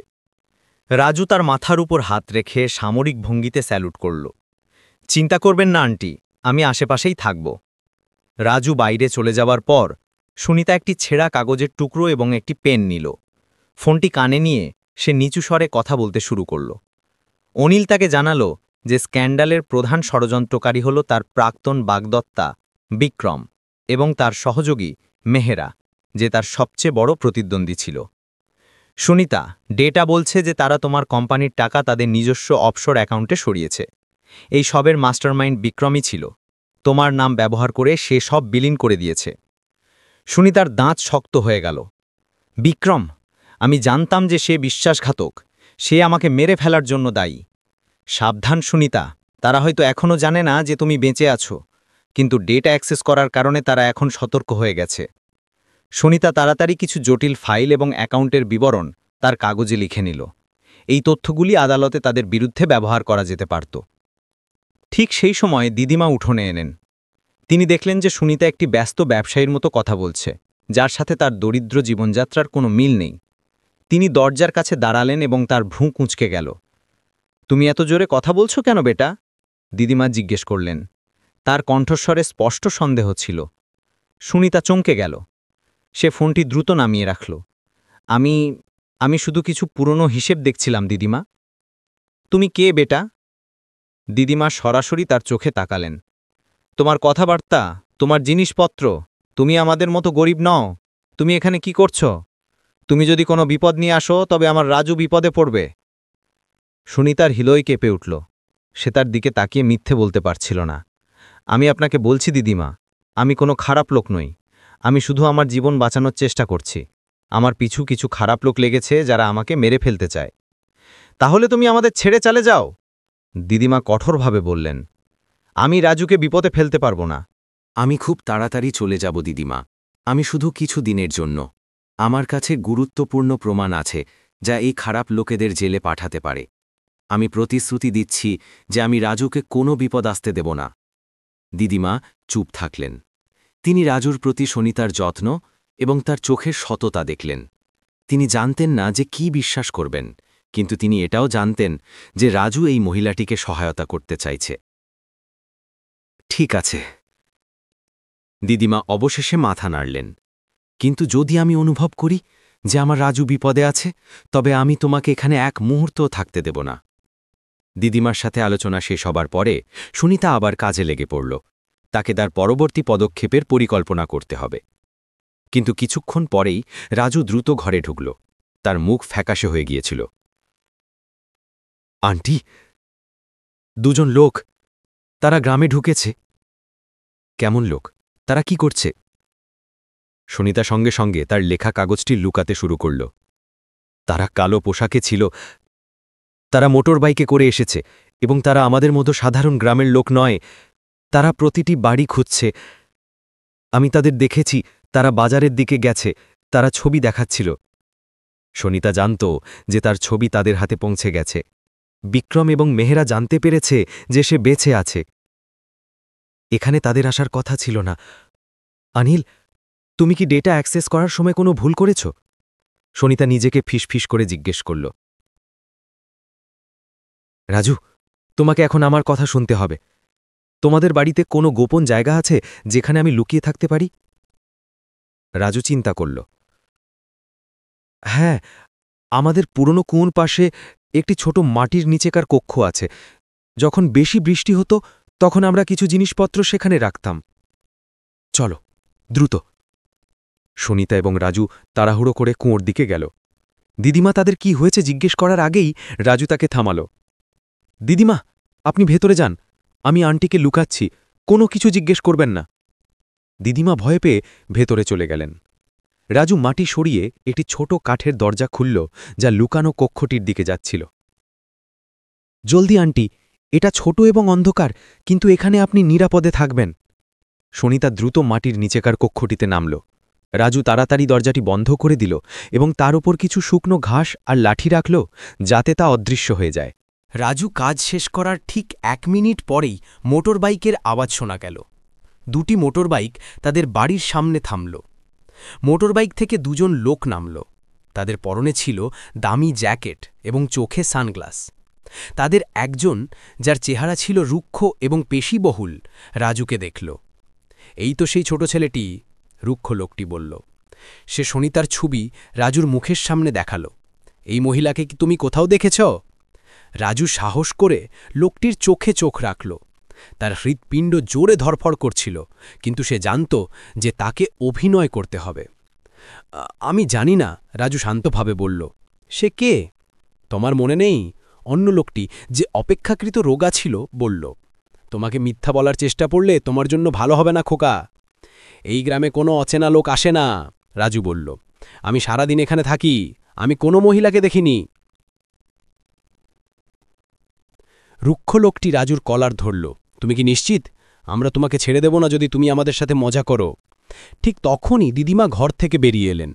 কে তোমরা? তোমরা আমার নাতির সাথে কি করছো? আমরা আমাদের হারানো এক আত্মীয়কে খুঁজছি দিদিমা। সে এখানে থাকতে পারে। এখানে শুধু আমি, আমার নাতি আর একটা পুরনো কুকুর থাকে, দিদিমা বললেন। তোমরা এখানে তাকে পাবে না, যাও এখান থেকে। লোকটি রাজুকে ছেড়ে দিল।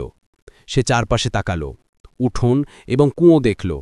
তার চোখ মাটির নিচেকার কক্ষের ওপর পড়ল, যেখানে ঘাস এবং লাঠি রাখা ছিল। এখানে কি আছে? লোকটি জিজ্ঞাসা করল। ওহ, এটা একটা পুরনো জলের কুঁয়ো যা এখন বন্ধ হয়ে গেছে, দিদিমা দ্রুত বলল। আমরা এর উপরে শুকনো পাতা রাখি যাতে শিশুরা পড়ে না যায়। লোকটি সন্দেহ করল। সে কুঁয়োর কাছে গেল এবং একটি লাঠি দিয়ে মাটি খুঁড়তে শুরু করল। রাজু ভয় পেয়ে গেল। তার পা যেন মাটির সাথে আটকে গেল। সে শুধু প্রার্থনা করছিল যে সুনিতা যেন কোনো আওয়াজ না করে। মাটির নিচে সুনিতা তার শ্বাস চেপে ধরেছিল। তার হৃৎপিণ্ড জোরে ধড়ফড় করছিল। সে জানত যে তারা যদি তাকে খুঁজে পায় তাহলে তার জীবন শেষ। কিছুক্ষণ পরে লোকটি বিরক্ত হয়ে তার কাজ বন্ধ করল। বিরক্ত করবেন না বস, সে এখানে নেই। লোকটি দিদিমার দিকে একবার দেখল। যদি তুমি তাকে দেখো তবে আমাদের ফোন করবে, এটা তোমার জন্য ভালো হবে। তারা মোটর বাইকে উঠল এবং দ্রুত চলে গেল। তারা পুরোপুরি চলে যাওয়ার পরে রাজু মাটিতে বসে পড়ল।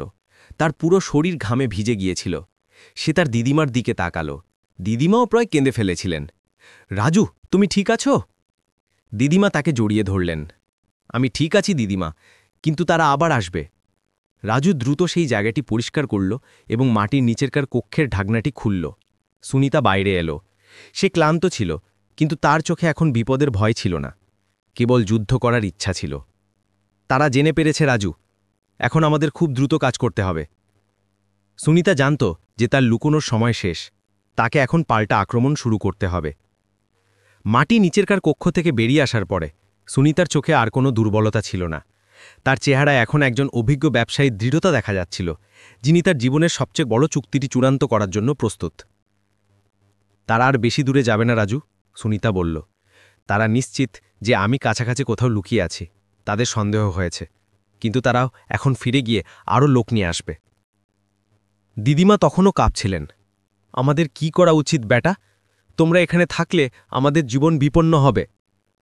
সুনিতা দিদিমার কাছে গেল, তার হাত ধরল। আপনি ভয় পাবেন না দিদিমা, আমি আপনাকে বিপদে ফেলব না, কিন্তু আমার কাছে যে প্রমাণ আছে তা যদি ফাঁস না হয় তবে সেই খারাপ লোকগুলি আরও অনেক গরিব লোককে ঠকাবে। সে রাজুর দিকে ঘুরল। রাজু, লুকোনো সময় শেষ, এখন আমাদের শহর ছাড়তে হবে, কিন্তু আমরা সোজা রাস্তায় যেতে পারবো না। আমরা কি করব আন্টি? রাজুর চোখে এখন ভয় নয়, বরং অ্যাডভেঞ্চারের উত্তেজনা ছিল। সে তার আন্টির লড়াইয়ের অংশ হতে চেয়েছিল। সুনিতা তাড়াতাড়ি তার নোটবুকের কাগজটি দেখালো, যেখানে সে অনিল দেওয়া সব গুরুত্বপূর্ণ তথ্য লিখেছিল। এই তথ্যগুলি আমার কাছে জীবন এবং মৃত্যুর সমান।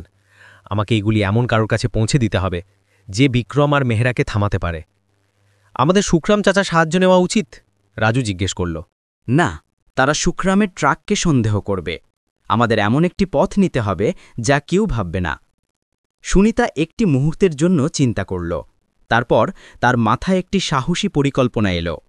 এই পরিকল্পনায় ঝুঁকি অনেক ছিল, কিন্তু এটাই একমাত্র উপায় ছিল। রাজু, তোমার গ্রাম থেকে সবচেয়ে কাছের নদী কোথায়? এমন কোনো পথ আছে যা জঙ্গলের মধ্য দিয়ে যায়, যেখানে কোনো গাড়ি যেতে পারে না? রাজু চোখ বড় করল। হ্যাঁ, পশ্চিম দিকে একটি ছোট নদী আছে। সেখান দিয়ে মাঝে মধ্যে জেলেরা নৌকা নিয়ে যায়। সেটা গ্রামের দিকে আসার প্রধান রাস্তার উল্টো দিকে। খুব ভালো, আমরা নৌকা নেব। পরিকল্পনাটি দ্রুত তৈরি হল। দিদিমা প্রথমে এই বিপজ্জনক পরিকল্পনায় রাজি হননি, কিন্তু রাজুর পীড়াপিড়িতে এবং সুনিতার প্রতিশ্রুতির কারণে তিনি নিরুপায় হলেন। রাজু, তুমি সাবধানে থাকবে, দিদিমা কান্না ভেজা চোখে বলল। তিনি তার প্রিয় নাতিকে এত বড় বিপদের মুখে যেতে দিতে চাননি। চিন্তা করবেন না দিদিমা, আমি শীঘ্রই আন্টির সাথে ফিরে আসব। রাজু তাকে জড়িয়ে ধরল। সুনিতা তার হাতে থাকা অবশিষ্ট কিছু টাকা দিদিমাকে দিল। যদি কিছু হয় এইগুলি রাখবেন। আমরা যদি ফিরে আসি তবে আমি আপনার সব ঋণ শোধ করে দেব। তারা দুজনে রাত ঘনিয়ে আসার অপেক্ষায় রইল।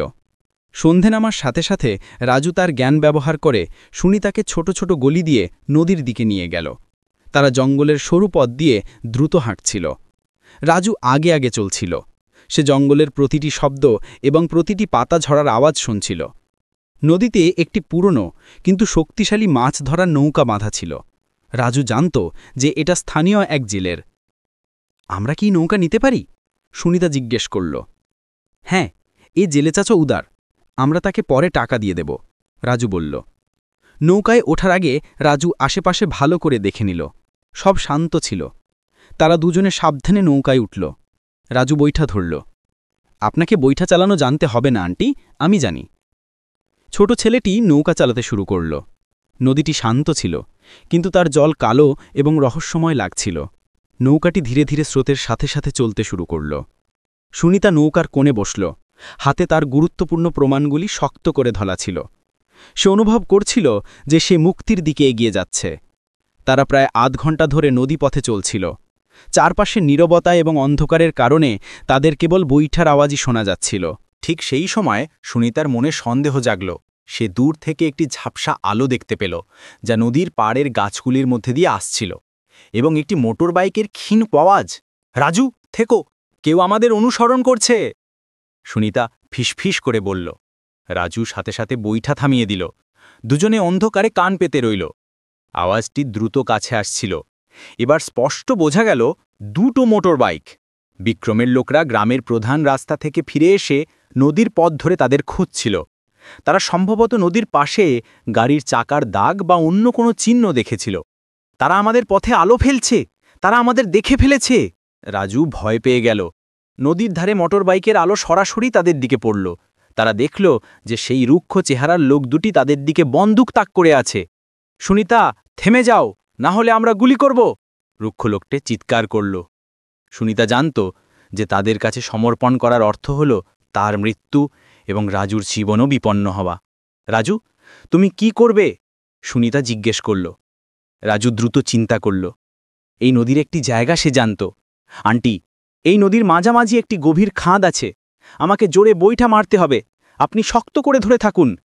না রাজু, এটা খুব বিপজ্জনক, সুনিতা চিৎকার করল। কিন্তু রাজু তার কথা শুনল না। সে তার শরীরের সমস্ত শক্তি দিয়ে বৈঠা মারতে শুরু করল। নৌকাটি পাগলের মতো স্রোতের বিরুদ্ধে চলতে শুরু করল।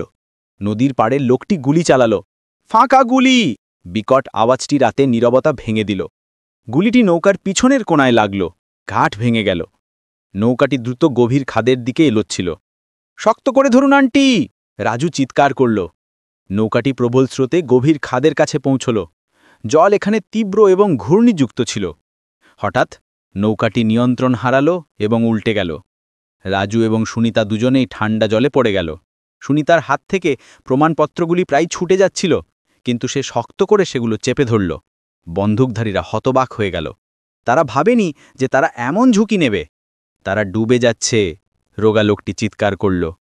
রাজু ডুবতে ডুবতে কোনো মতে সুনিতার হাত ধরল।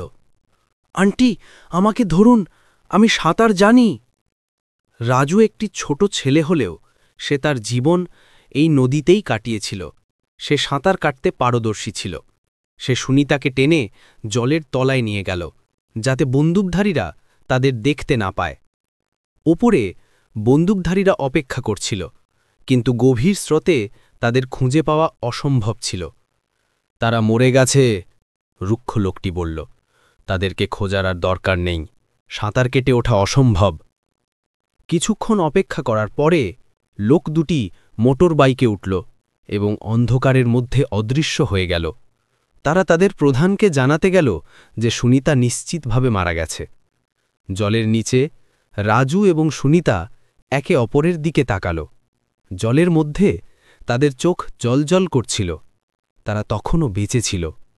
রাজু ধীরে ধীরে জলের তলা দিয়ে সাঁতার কাটতে শুরু করল। সুনিতা বুঝতে পারল যে তারা এখনও বিপদমুক্ত নয়, কিন্তু এখন অন্তত তারা তাদের শত্রুদের কাছ থেকে নিরাপদ ছিল। অন্ধকারের মধ্যে রাজু সুনিতাকে টেনে নদীর অন্য পারে নিয়ে গেল, যা জনশূন্য এবং পাহাড়ের দিকে যাচ্ছিল। তাদের শরীর ক্লান্ত ছিল, কিন্তু তারা জানত যে এই দ্বিতীয় সুযোগ তাদের বৃথা যেতে দেওয়া উচিত নয়। তাদের লড়াই এখনও শেষ হয়নি।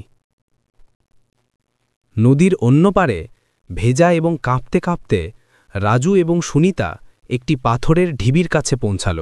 ঘন জঙ্গল এবং পাথুরে পথ ছিল সেখানে। তারা দুজনেই কাদা এবং ভিজে পোশাকে ঢাকা ছিল।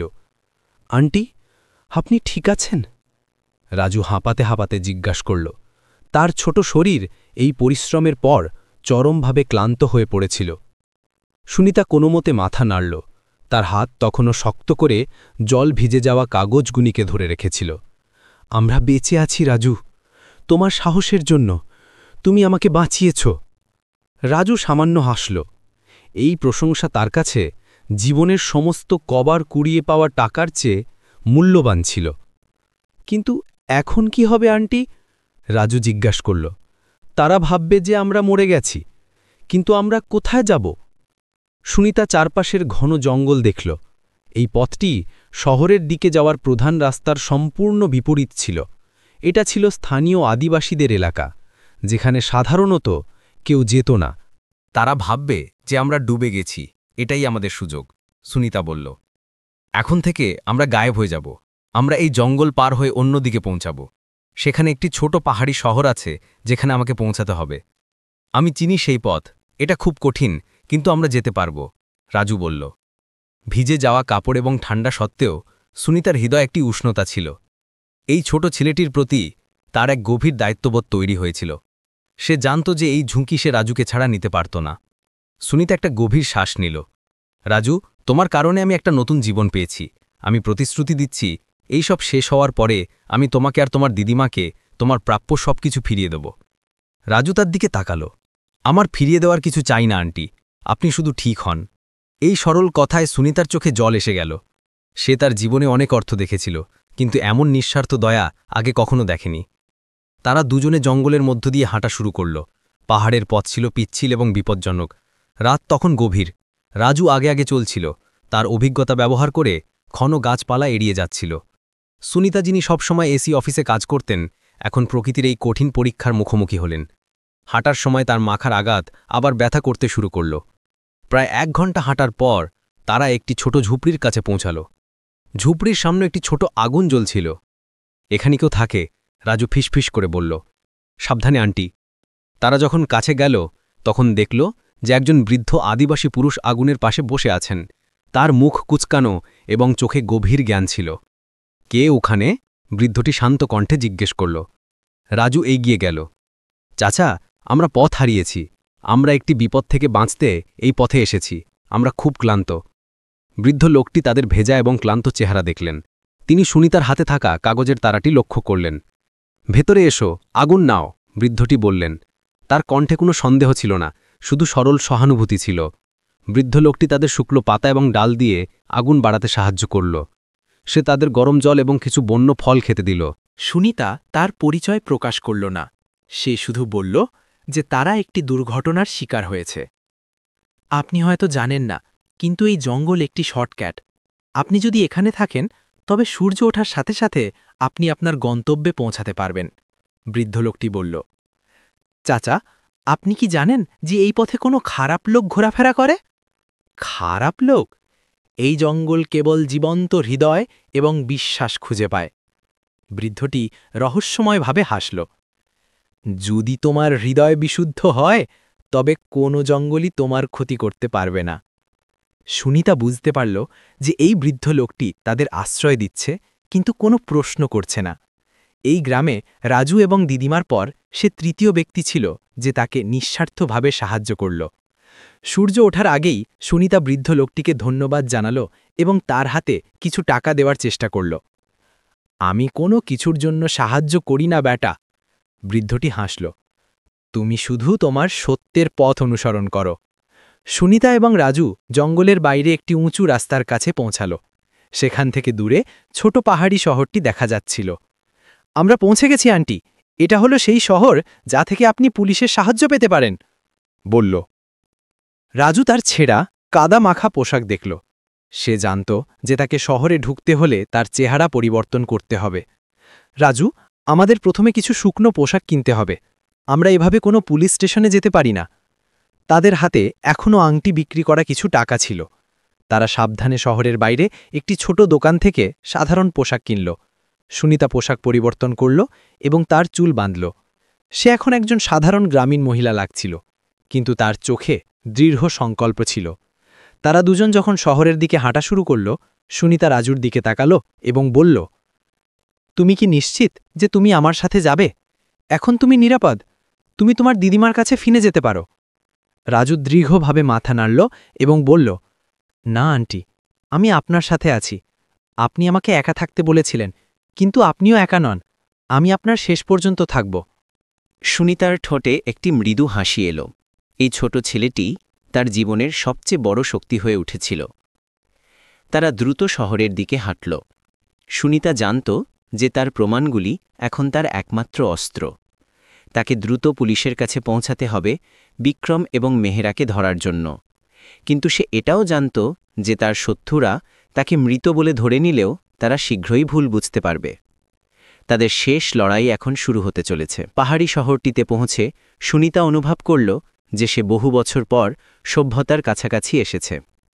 ছোট হলেও সেখানে ভিড় ছিল, গাড়ি চলাচল করছিল, আর চারিদিকে লোকজনের স্বাভাবিক জীবনযাত্রা। রাজু তার হাত শক্ত করে ধরেছিল। শহরের ব্যস্ততা তাকে কিছুটা অভিভূত করছিল। আমরা প্রথমে কোথায় যাব আন্টি? রাজু জানতে চাইল। পুলিশ স্টেশন, সুনিতা দৃঢ়ভাবে বলল। এখানে স্থানীয় একটি বড় থানা থাকা উচিত। সুনিতা এবং রাজু শহরের কেন্দ্রস্থলের দিকে দ্রুত হাঁটল। সুনিতা নিজেকে যথাসম্ভব শান্ত রাখার চেষ্টা করছিল, যদিও তার ভেতরে এক প্রবল উত্তেজনা অনুভব হচ্ছিল। সে জানত যে তার হাতে থাকা ভিজে যাওয়া কাগজগুলি তার জীবনের চাবিকাঠি। শহরের কেন্দ্রস্থলে একটি পুরনো কিন্তু সুরক্ষিত পুলিশ স্টেশন দেখা গেল। প্রধান গেটে দুজন পুলিশ দাঁড়িয়েছিল। আমাদের ভেতরে যেতে হবে রাজু, আর আমাদের এমন একজনের সাথে কথা বলতে হবে যে খুব ক্ষমতাশালী এবং সৎ, সুনিতা বলল। তারা পুলিশ স্টেশনের ভেতরে গেল। সেখানকার পরিবেশ ছিল শান্ত, টেবিল আর চেয়ারের উপর ফাইলপত্র ছড়িয়েছিল। তারা একজন ডিউটি অফিসারের কাছে গেল। আমরা পুলিশ অফিসারের সাথে দেখা করতে চাই, সুনিতা শান্ত কণ্ঠে বলল। অফিসারটি তাদের দিকে দেখল। সুনিতার সাধারণ পোশাক আর রাজুর গ্রাম্য চেহারা দেখে সে কিছুটা তাচ্ছিল্যের সাথে হেসে উঠল। এসপি সাহেব এখন খুব ব্যস্ত, আপনারা কোথা থেকে এসেছেন, কি দরকার? অফিসারটি জানতে চাইল। আমার কাছে একটি খুব গুরুত্বপূর্ণ অর্থনৈতিক কেলেঙ্কারির বিষয়ে তথ্য আছে, যা দেশের কয়েক কোটি টাকার সাথে সম্পর্কিত। এটা খুব জরুরি, সুনিতা বলল। অফিসারটি এবার সরাসরি সুনিতার চোখে তাকাল।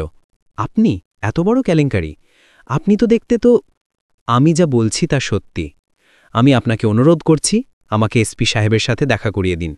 সুনিতা এবার তার স্বাভাবিক আস্থা এবং কর্তৃত্বপূর্ণ স্বরে কথা বলল, যা শুনে অফিসারটি একটু দ্বিধাগ্রস্ত হল। অফিসারটি ফোন তুলে কাউকে কিছু বলল।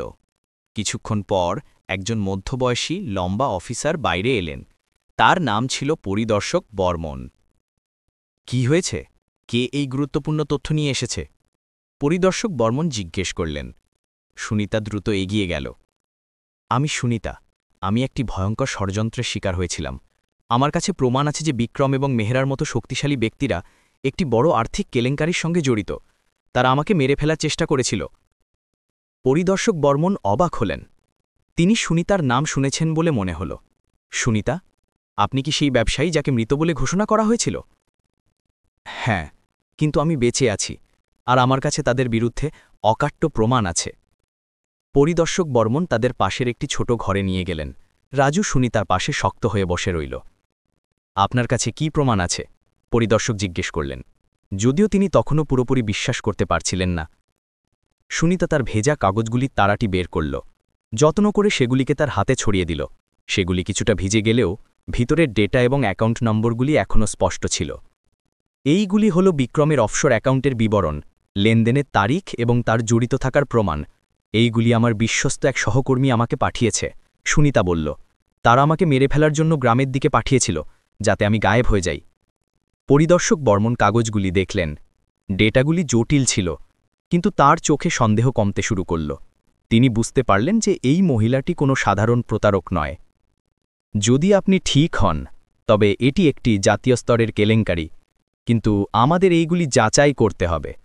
যদি আমরা এই তথ্যের ভিত্তিতে বিক্রমকে ধরি আর প্রমাণ মিথ্যে হয়, তবে আমাদের অবস্থা খারাপ হবে। আমি জানি, সেই জন্যই আমি এখানে এসেছি। দয়া করে আমাকে সুরক্ষা দিন এবং আমাকে এইগুলি যাচাই করতে সাহায্য করুন। আমাকে কলকাতা বা অন্য বড় শহরে আমার আইনজীবীর সাথে যোগাযোগ করতে হবে। পরিদর্শক বর্মন দীর্ঘশ্বাস ফেললেন।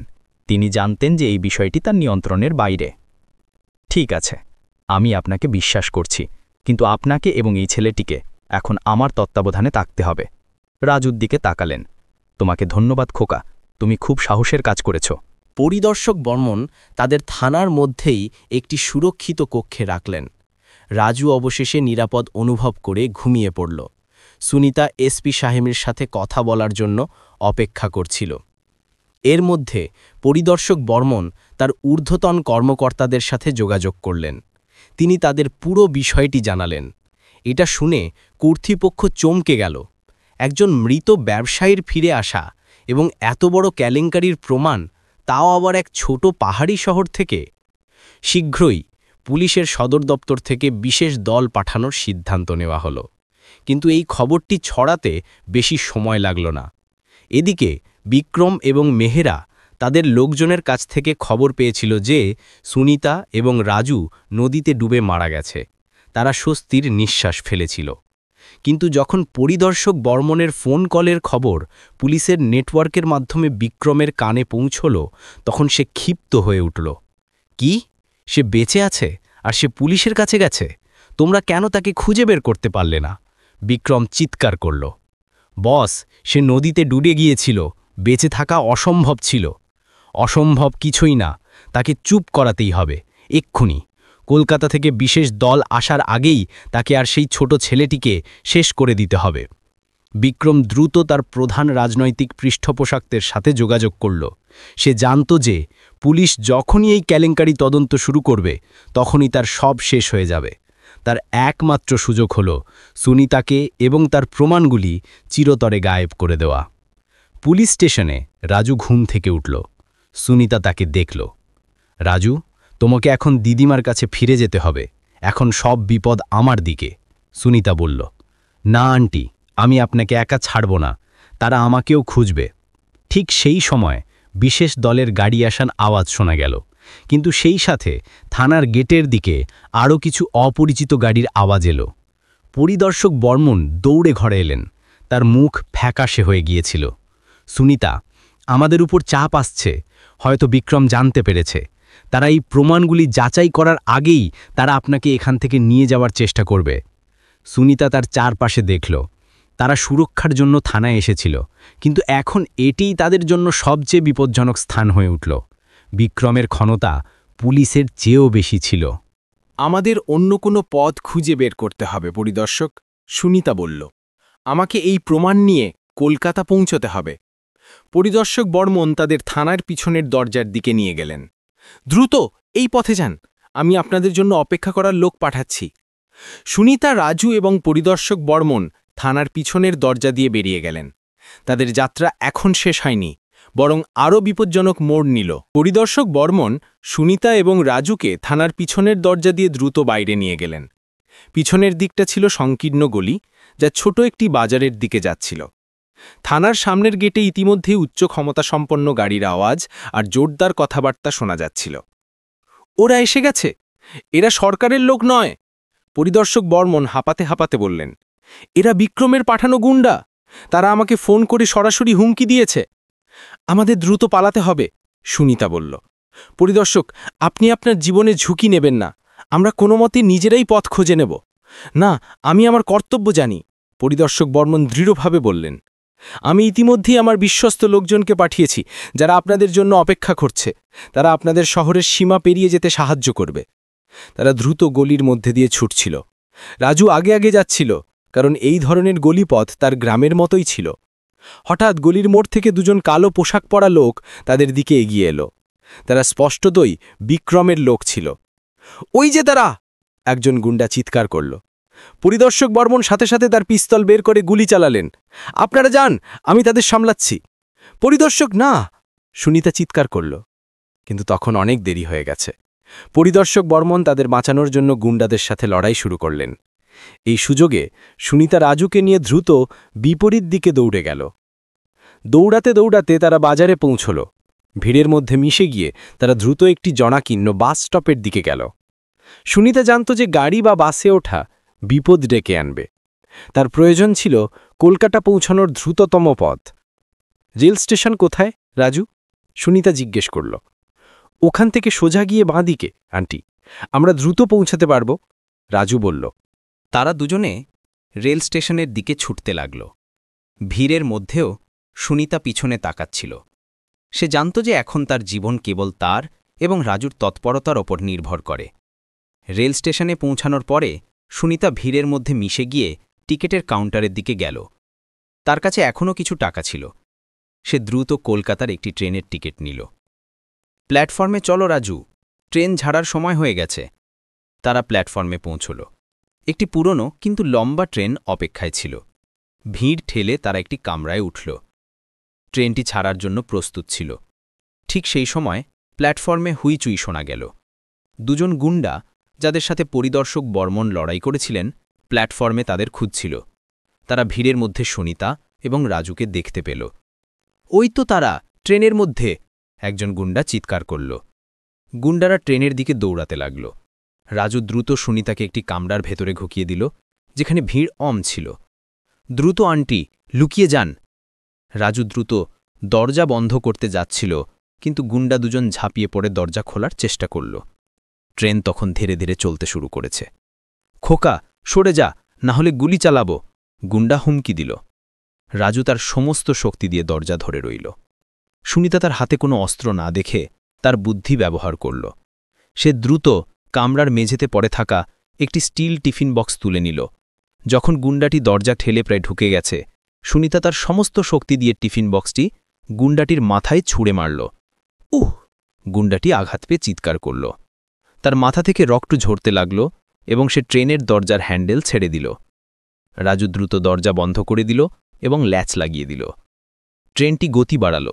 আঘাতপ্রাপ্ত গুন্ডাটি কোনো মতে প্ল্যাটফর্মে লাফ দিল আর তার অন্য সঙ্গীটিও আর ট্রেনের পিছু নিল না। সুনিতা এবং রাজু একে অপরের দিকে তাকালো। তাদের শ্বাস দ্রুত চলছিল। তারা সবেমাত্র আরেকটি বিপদ কাটিয়ে উঠেছে। ট্রেনটি এখন দ্রুতগতিতে পাহাড় ছেড়ে সমতলের দিকে যাচ্ছিল। সুনিতা একটি কোণে বসল এবং রাজুকে বুকে জড়িয়ে ধরল। রাজু, তুমি ঠিক আছো? হ্যাঁ আন্টি, আপনি আমাকে শিখিয়েছেন যে ভয় পেতে নেই। রাজু হাসল। সুনিতা চোখ বন্ধ করল। সে তার মনের গভীরে পরিদর্শক বর্মনকে নিয়ে চিন্তা করল। সে কি বেঁচে আছে? সুনিতা আশা করল যে তার সেই সাহসী কাজ বৃথা যাবে না। এখন আমরা কি করব আন্টি? আমরা কি সরাসরি পুলিশের কাছে যাব? রাজু জিজ্ঞেস করল। না রাজু, বিক্রমের হাত অনেক লম্বা। সে কলকাতায় সব জায়গায় তার লোক রেখে দিয়েছে। সুনিতা বলল। আমাদের প্রথমে আমার আইনজীবী অনামিকা সিনহার কাছে যেতে হবে। সে আমাকে এবং এই প্রমাণগুলিকে সুরক্ষিত রাখতে পারবে। সেই একমাত্র ব্যক্তি যেই প্রমাণগুলিকে আদালতে সঠিকভাবে পেশ করতে পারবে। সুনিতা তার ভিজে যাওয়া কাগজপত্রগুলি আরেকবার দেখল। সেগুলি তার জীবন এবং তার প্রতিশোধের চরম সত্য ছিল। রাজু তার পাশে মাথা রাখল। ট্রেনের ঘর্ষণের আওয়াজ এবং রাতের অন্ধকারের মধ্যে রাজু শান্তিতে ঘুমিয়ে পড়ল। সুনিতা কিন্তু এক মুহূর্তের জন্য চোখ বন্ধ করল না। সে জানত যে কলকাতার বিশাল ভিড়ে তাদের চূড়ান্ত লড়াই শুরু হবে। সুনিতা তার জীবনের সবচেয়ে বড় খেলায় এখন আর একা ছিল না। তার পাশে ছিল রাজু, সেই ছোট্ট ছেলেটি যে তাকে শিখিয়েছিল যে সাহস এবং বিশ্বাস যে কোনো সম্পদের চেয়ে অনেক বেশি মূল্যবান। ট্রেনটি যখন কলকাতার ব্যস্ত হাওড়া স্টেশনে পৌঁছল তখন সবে ভোর হয়েছে। প্ল্যাটফর্মের ভিড়, ট্যাক্সির হর্ন এবং মানুষের কোলাহল সুনিতাকে তার পুরনো জগতে ফিরিয়ে আনল। কিন্তু এখন সেই জগৎ তার জন্য বিপদ নিয়ে অপেক্ষা করছিল। সুনিতা রাজুকে নিয়ে ট্রেন থেকে নামল। রাজু শহরের এত বড় স্টেশন দেখে কিছুটা অবাক হলেও সে সুনিতার হাত শক্ত করে ধরে রইল। আন্টি, এত লোক! এটা আমাদের গ্রামের চেয়ে অনেক আলাদা। হ্যাঁ রাজু, আর এই ভিড়ের মধ্যেই আমাদের গায়েব হয়ে যেতে হবে, সুনিতা বলল। আমরা প্রথমে সরাসরি ট্যাক্সি নেব না, আমরা ভিড়ের মধ্যে মিশে যাব। তারা দ্রুত স্টেশনের ভিড় পেরিয়ে ফুটপাতের দিকে গেল।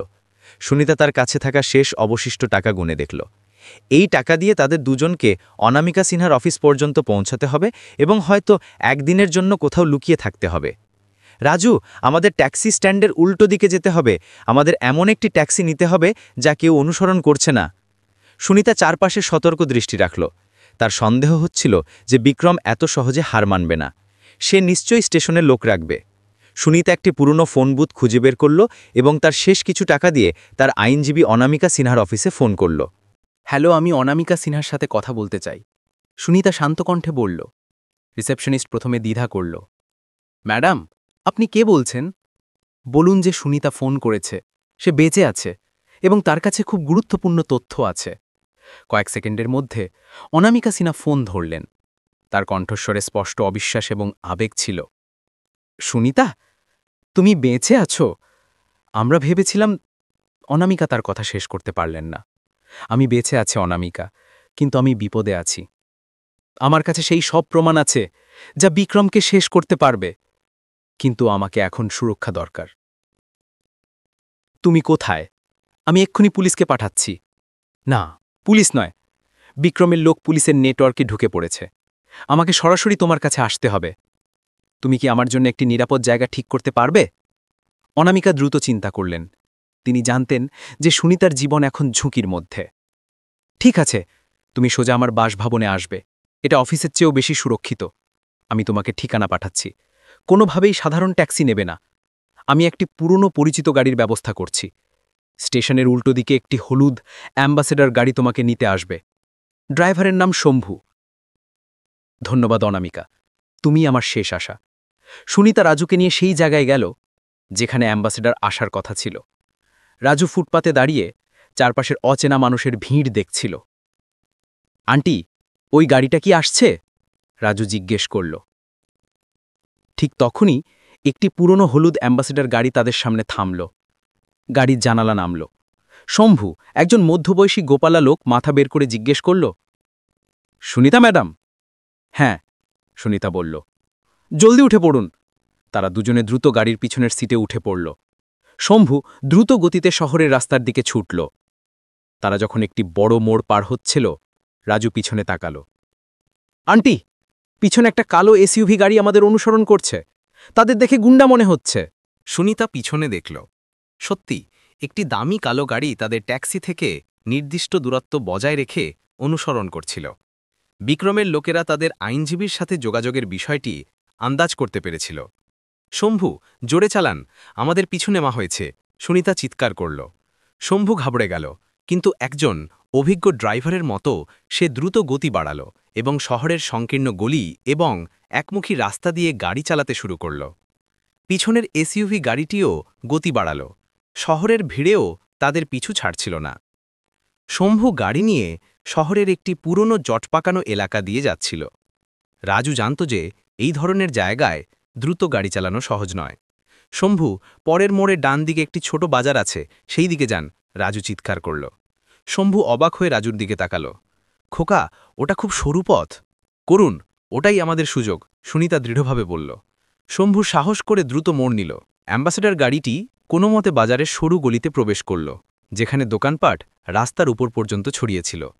পিছনের বড় এসইউভি গাড়িটি সেই গলিতে ঢুকতে পারল না। সেটিকে থামতে হল। আমরা তাদের হারিয়ে দিয়েছি, রাজু উল্লসিত হয়ে উঠল। সাবধানে রাজু, ওরা পায়ে হেঁটে আমাদের খুঁজতে পারে, সুনিতা বলল। শম্ভু আরও কিছুক্ষণ আঁকামাঁকা গলিপথ দিয়ে গাড়ি চালিয়ে অনামিকা সিনার বাসভবনের কাছে পৌঁছাল। এটা ছিল শহরের উপকণ্ঠে একটি পুরনো কিন্তু উঁচু পাঁচিল দেওয়া বাড়ি। গাড়ি থামার সাথে সাথেই অনামিকা গেটের কাছে বেরিয়ে এলেন। তার চোখে ছিল চিন্তা এবং স্বস্তি। সুনিতা, অনামিকা দৌড়ে এসে তাকে জড়িয়ে ধরলেন। তুমি সত্যি ফিরে এসেছ? সুনিতা, রাজু এবং শম্ভু দ্রুত বাড়ির ভেতরে প্রবেশ করল। অনামিকা দ্রুত গেট বন্ধ করার নির্দেশ দিলেন। অনামিকা সুনিতাকে একটি সুরক্ষিত ঘরে নিয়ে গেলেন। রাজু তার পাশে ছিল। তোমার প্রমাণ কোথায় সুনিতা? অনামিকা জিজ্ঞাসা করলেন। সুনিতা তার ভেজা কাগজগুলি বের করল। অনামিকা সেগুলিকে দেখে আঁতকে উঠলেন। এগুলি? তুমি এগুলিকে বাঁচিয়েছ? হ্যাঁ, এইগুলি বিক্রমকে শেষ করবে অনামিকা। এখন আমাদের এটিকে সুরক্ষিত করে দ্রুত আদালতে জমা দিতে হবে। আমি জানি, আমি ইতিমধ্যে দেশের সবচেয়ে বড় দুর্নীতিবিরোধী আইনজীবী দলের সাথে যোগাযোগ করেছি, কিন্তু এখন তোমাদের দুজনকে এখানে নিরাপদ থাকতে হবে। অনামিকা রাজুর দিকে তাকালেন। তুমি কে খোকা? এনি রাজু, আমার রক্ষক, সুনিতা বলল। যদি সে না থাকত তবে আমি আর এই প্রমাণগুলি আজ এখানে থাকতাম না। অনামিকা রাজুকে কাছে টেনে নিলেন। তুমি একজন সত্যিকারের বীর রাজু। সুনিতা অবশেষে তার হাতে থাকা প্রমাণগুলি অনামিকার কাছে দিল। একটি বিশাল ভার তার মন থেকে নেমে গেল। লড়াই এখনও শেষ হয়নি, কিন্তু চূড়ান্ত যুদ্ধের জন্যে মঞ্চ তৈরি হয়ে গিয়েছিল। এখন এই সুরক্ষিত বাড়িতে সুনিতা তার দীর্ঘ লড়াইয়ের পরে প্রথমবারের মতো একটি গভীর শ্বাস নিল। সে জানত যে বিক্রম এখন তার সর্বোচ্চ শক্তি ব্যবহার করবে, কিন্তু এখন সে আর একা ছিল না। অনামিকা সিনহার বাসভবন ছিল শহরের কেন্দ্র থেকে দূরে এবং উঁচু পাঁচিলের কারণে জায়গাটি বেশ সুরক্ষিত ছিল। অনামিকা দ্রুত সুনিতার হাতে তুলে দেওয়া প্রমাণগুলির ফটোকপি তৈরি করলেন এবং সেগুলিকে বিভিন্ন সুরক্ষিত স্থানে রাখার ব্যবস্থা করলেন। সুনিতা, তোমার এই প্রমাণগুলি অকাট্য, অনামিকা দৃঢ়ভাবে বললেন। বিক্রম এবং মেহেরার জালিয়াতি পরিষ্কারভাবে প্রমাণিত হচ্ছে, কিন্তু এই মামলাটি শুরু হওয়া মাত্রই বিক্রমের দিক থেকে রাজনৈতিক চাপ আসবে। আমি জানি, কিন্তু এখন তারা প্রমাণ নষ্ট করতে পারবে না। আমার লড়াইয়ে তুমি আমার শেষ ভরসা অনামিকা। রাজু, যিনি তার জীবনের প্রথম কয়েক ঘন্টা এমন বিলাসবহুল বাড়িতে কাটাচ্ছিল, সুনিতার পাশে বসে মনোযোগ দিয়ে তাদের কথা শুনছিল। যদিও সে অর্থনৈতিক কেলেঙ্কারির জটিলতা বুঝতে পারছিল না, কিন্তু সে জানত যে তার আন্টি এখন সত্যের জন্য লড়ছে। অনামিকা দ্রুত একটি পরিকল্পনা তৈরি করলেন। প্রথমত, সুনিতার নিরাপত্তা নিশ্চিত করতে হবে এবং দ্বিতীয়ত, এই প্রমাণগুলি যেন দেশের সবচেয়ে বড় দুর্নীতিবিরোধী আইনজীবীর হাতে দ্রুত পৌঁছায়। আমরা আজ রাতের অন্ধকারে তোমাকে আর রাজুকে নিয়ে সরাসরি হাইকোর্টে যাব। সেখানে আমরা আইনজীবীর সাথে মিলিত হব এবং বিচারপতিকে ব্যক্তিগতভাবে সব জানাব। দিনের আলোতে যাওয়া খুব বিপজ্জনক হবে। সন্ধ্যার দিকে অনামিকা তার বাড়িতে কঠোর নিরাপত্তা ব্যবস্থা নিশ্চিত করলেন, কিন্তু বিক্রম ততক্ষণে জানতে পেরেছিল যে সুনিতা অনামিকার সাথে যোগাযোগ করেছে। সে তার রাজনৈতিক সংযোগ ব্যবহার করে স্থানীয় পুলিশের একটি অংশকে হাতে নিয়েছিল। ঠিক রাত ৮টা নাগাদ বাড়ির বাইরে কয়েকটি দামি গাড়ির আওয়াজ শোনা গেল। অনামিকা এবং সুনিতা দ্রুত জানালার কাছে গেলেন। ওরা এসে গেছে, অনামিকা আতঙ্কিত হয়ে ফিসফিস করলেন। কিন্তু গাড়ির লোকগুলি পুলিশের উর্দি পরা ছিল না। তারা ছিল সশস্ত্র গুন্ডা, যাদের হাতে ছিল লাঠি এবং ধারালো অস্ত্র। অনামিকা বাইরে তালা ভেঙে ভেতরে ঢোকার চেষ্টা করছে। এটা পুলিশের কাজ নয়, সুনিতা বলল। বিক্রমের লোকেরা বুঝতে পেরেছে যে এখানে সময় নষ্ট করা যাবে না। অনামিকা তার ফোন নিলেন। আমি আমার পরিচিতদের কাছে সাহায্য চাইছি, কিন্তু ততক্ষণে আমাদের পালাতে হবে।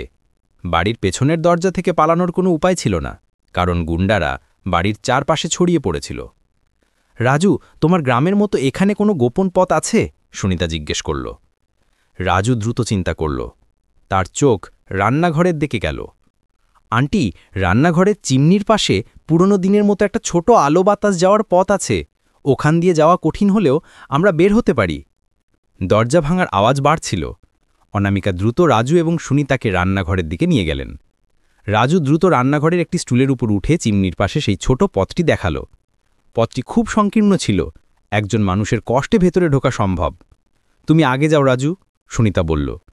না আন্টি, আপনি আগে, আপনি এই প্রমাণগুলি নিয়ে বাঁচুন, রাজু বলল। সময় ছিল না। সুনিতা তার হাতে প্রমাণপত্রগুলি শক্ত করে চেপে ধরল এবং সেই চিমনির পথে কোনো মতে তার শরীর ঢুকিয়ে দিল। সে হামাগুড়ি দিয়ে পথটি পার হতে লাগল। রাজু দ্রুত তার পিছু নিল। অনামিকা তাদের পিছন থেকে সেই স্টুলটি সরিয়ে দিলেন এবং গুন্ডাদের মনোযোগ অন্যদিকে ঘোরাতে অন্য ঘরে চলে গেলেন। গুন্ডারা দরজা ভেঙে ভেতরে ঢুকল। তারা বাড়ি তছনছ করতে লাগল। কোথায় সেই মহিলা, তাকে খুঁজে বের করো, গুন্ডা প্রধান চিৎকার করল। ইতিমধ্যে সুনিতা এবং রাজু সেই চিমনির পথ দিয়ে হামাগুড়ি দিয়ে বাড়ির ছাদের দিকে পৌঁছাল। ছাদটি ছিল পাশের আরেকটি পুরনো, অপেক্ষাকৃত নিচু বাড়ির ছাদের সাথে সংযুক্ত। আমরা বেরিয়ে এসেছি, রাজু হাঁপাতে হাঁপাতে বলল। এখন আমাদের হাইকোর্টের দিকে যেতে হবে, সুনিতা বলল। তারা দ্রুত সেই নিচু বাড়ির ছাদ থেকে একটি অন্ধকার গলিতে লাফিয়ে নামল। এখন তাদের সামনে কেবল শহরের রাস্তা, ভিড় এবং হাইকোর্ট। সুনিতা, রাজু এবং অনামিকা, যিনি কিছু পরে তাদের সাথে যোগ দিলেন, দ্রুত একটি পুরনো রিকশা নিয়ে হাইকোর্টের দিকে রওনা হলেন। রাত তখন 10:30।